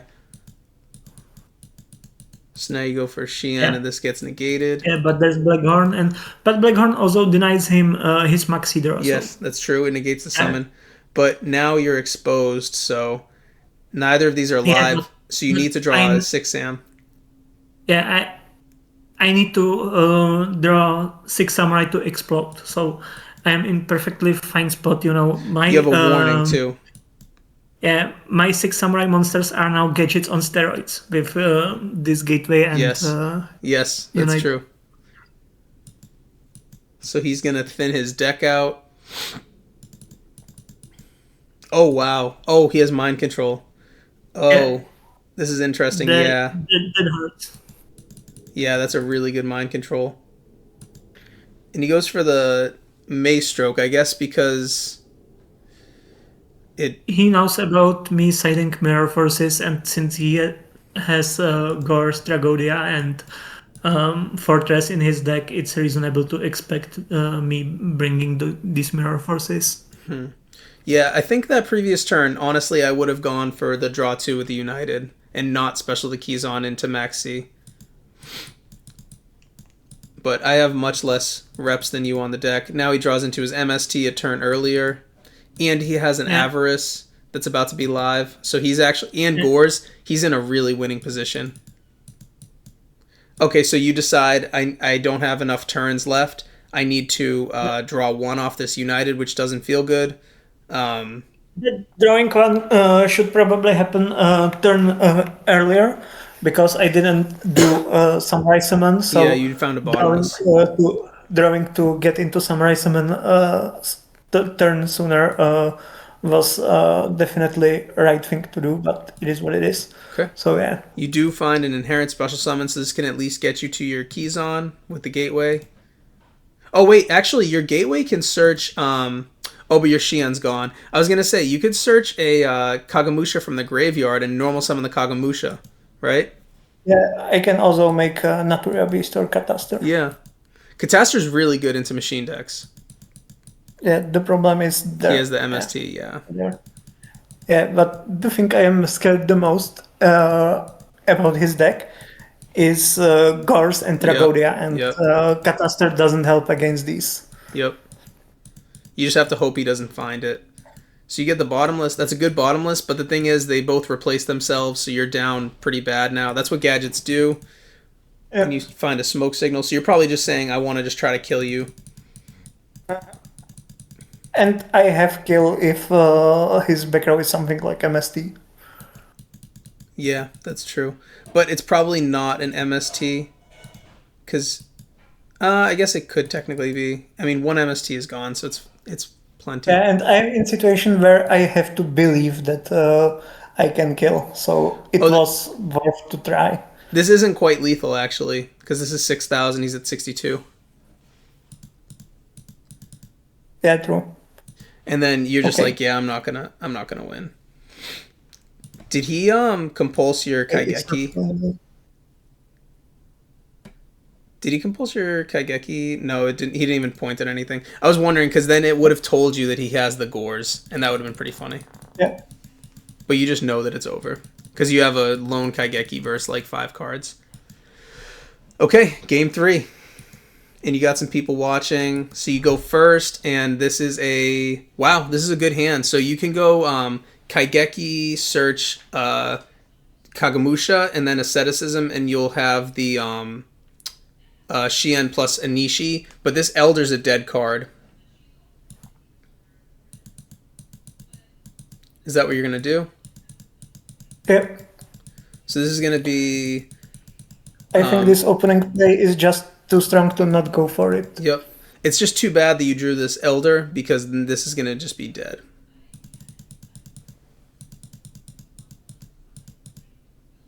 Oh, he drew MST, Heavy, and Soul Taker. These are amazing spells into a Shien board. The Soul Taker is a little awkward because you can pop the Anishi. Pop Anishi, but I think that from his perspective, getting rid of Anishi is also still worth it. So True. So you go MST. So he goes MST blind, and you negate it. It must be a warning. Yep. So you protect your Solemn Warning, which I agree with. That's a situation where you want to use your Shien. And then he has the Heavy Storm anyways, so that's unfortunate that he had MST and Heavy.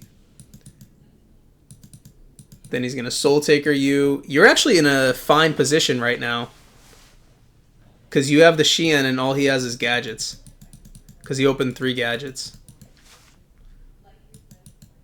Okay, I wonder, so why do we not summon the Keyzon? Because you probably want to put him on a clock, right? Because this is only going to do 1,100 damage. You could have done another 18, so it would have been 29. yeah, you're right here. I think I was thinking about if we had Tragodia here, so it would be then ran over. But Run yeah, over your it was- Keyzon. Yeah, but it was probably right to invest Kizan into board already. I just don't like summoning monsters without clear purpose, and kill is still so far away, so Yeah. I've decided to keep Kizan in hand. But it makes sense to summon it in this position, but I don't think that it's like the 100% right call to do so. It's like it has pros and cons. Yeah, my thinking is the Keyzon is probably not going to be a very strong play even later in the game. It's probably at its most valuable now. The only exception would be as if you draw a United or a Gateway, which are plenty likely. But the thing with gadgets is that he can just keep putting these gadgets in front of your Shien. So Shien alone is not going to put any pressure because he's always going to have a monster and it's always going to block for 1,200 at least. So Keyzon is your only way to put him on a shorter clock. Yeah, So I my think idea was that I am not winning by the clock. I am winning by doing some big play with the right combination of card. yeah, you're But hoping I for think United Gateway. It looks like. So he just summons another gadget.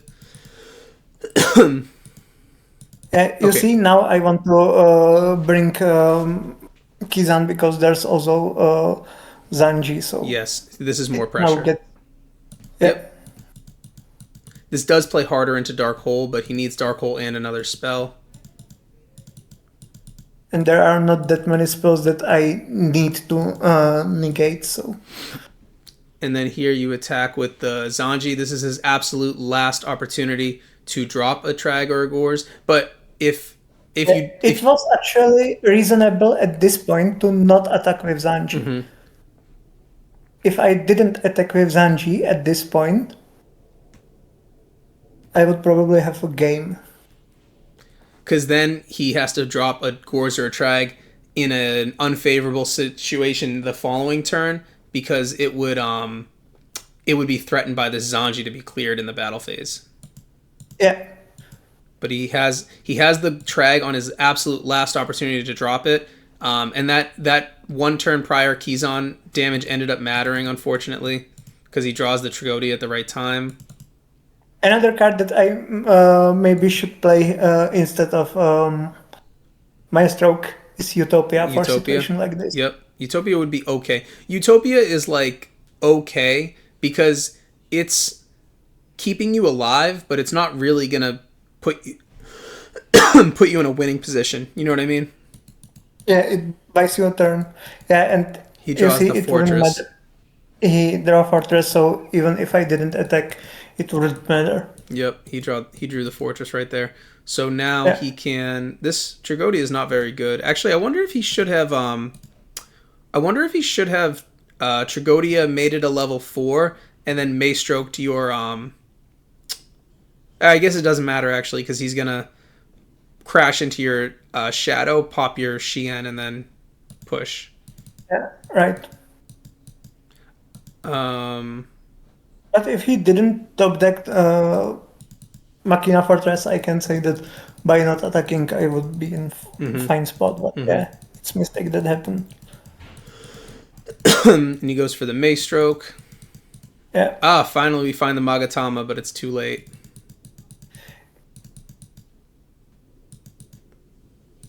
Not the best showing for Magatama. Well, it's not. I mean, you're in a 2-card situation. Magatama's an amazing card. He set a gadget. Oh, he's probably out of targets because he's on 6 gadgets. Does this search yellow? Yeah, he's on 6 gadgets. They're both dead. Wait, were they both dead? Yeah, because he already... Oh, all 6 gadgets are gone. Yeah, he's on 6 gadgets. Yeah, now he's gonna search orange gadget, but it doesn't matter at this Because point. this is 41 and you drew the Magatama. Wow. Yeah. Man, really frustrating, or I shouldn't say frustrating, just a difficult way to go out after a really crazy run. You went 7-0 in Swiss and then you lose in top 8 to gadgets, which is not a deck that you typically are planning for in this format because it's just putting that plays it, you know? It is what it is. You know, it's funny losing to a Risen deck. I know, yeah. It was a crazy run. And then, like I said, you went from winning the multi-day to topping the GoPo tournament to undefeated in Swiss in this tournament, but you did not quite get there. But it's still an amazing showing. And considering you're one of the only people bringing Samurais, and we have one Samurai in top cut in all 3 of those tournaments. I mean, it's you, but still won 6 Sam topping all 3 of those tournaments back to back. It's like... The deck is really, really good, and it's something that I've been considering playing in the multi-days and actually considering playing in War League as well.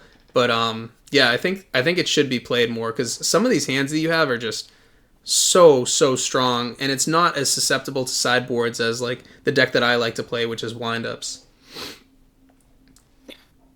Yeah, that's true. Yeah, it looked amazing. It's also you know it's kind of glass cannon deck.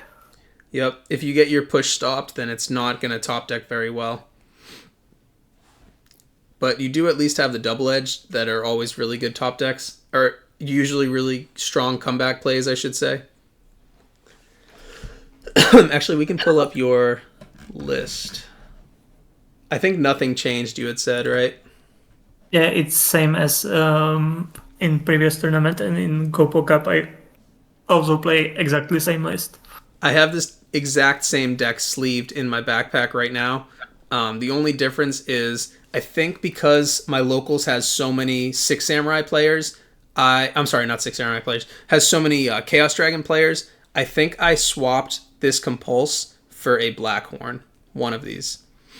I was actually thinking about playing Fiendish Chain or upping Double Edge to 3, but as right now as it is, the deck performs just too well for me to change something.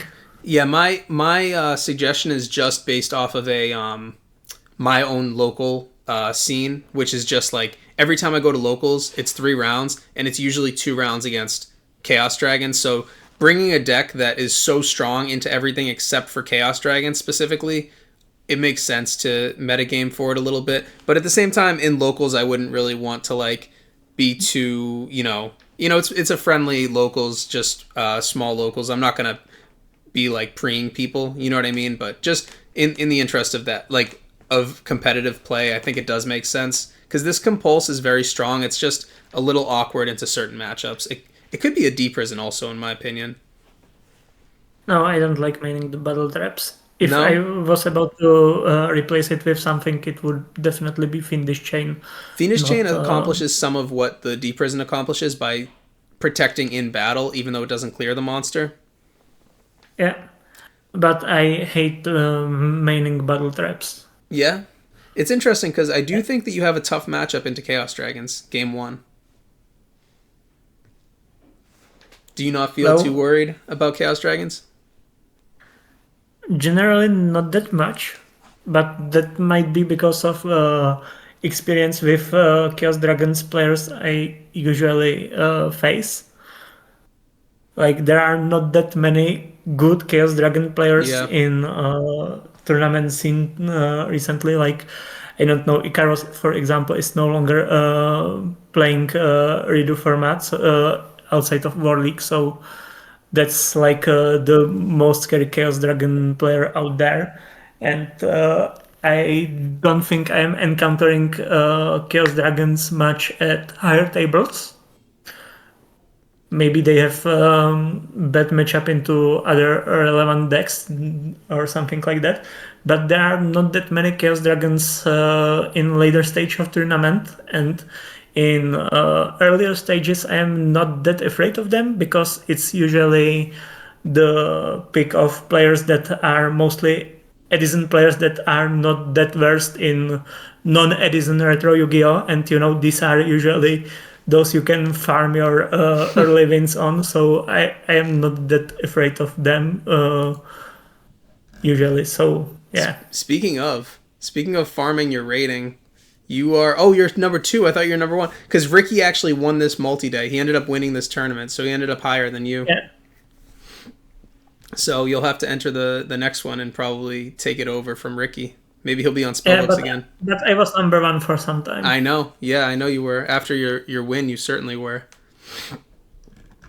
But okay, that's the end of the tournament. Thank you again for doing this with me. I don't know if we want to go into any of your other tournament replays, but if you have any closing thoughts on the deck or any of the replays, what do you think? I think we can wrap it here. I will just say that if you are interested in trying Six Samurai in REDU format, definitely go for it. Use my list as your starting point. Feel free to do any changes, but really start with this because it's there's a lot of thoughts behind the list, and yeah, it's good starting point definitely. And if you have any question, feel free to message me. I am trying to help any Six Samurai player because I love this archetype and I like it being represented all over the retro community, and I am usually trying to help to anyone who approach me with a question about Six Samurai. So yeah. Awesome. Hanzo, thanks again for doing this this replay review with me. I obviously really enjoy these, as you can tell, because I like watching replays, and I especially like learning from better players, and you're definitely a better player than me on this Six Samurai deck. I think you played phenomenally throughout this multi-day. I told you found a lot of kill lines that I didn't see, so I really enjoy going through these, and I also enjoy talking about this stuff with you, so thanks again for jumping on with me. Yeah, thank you for having me.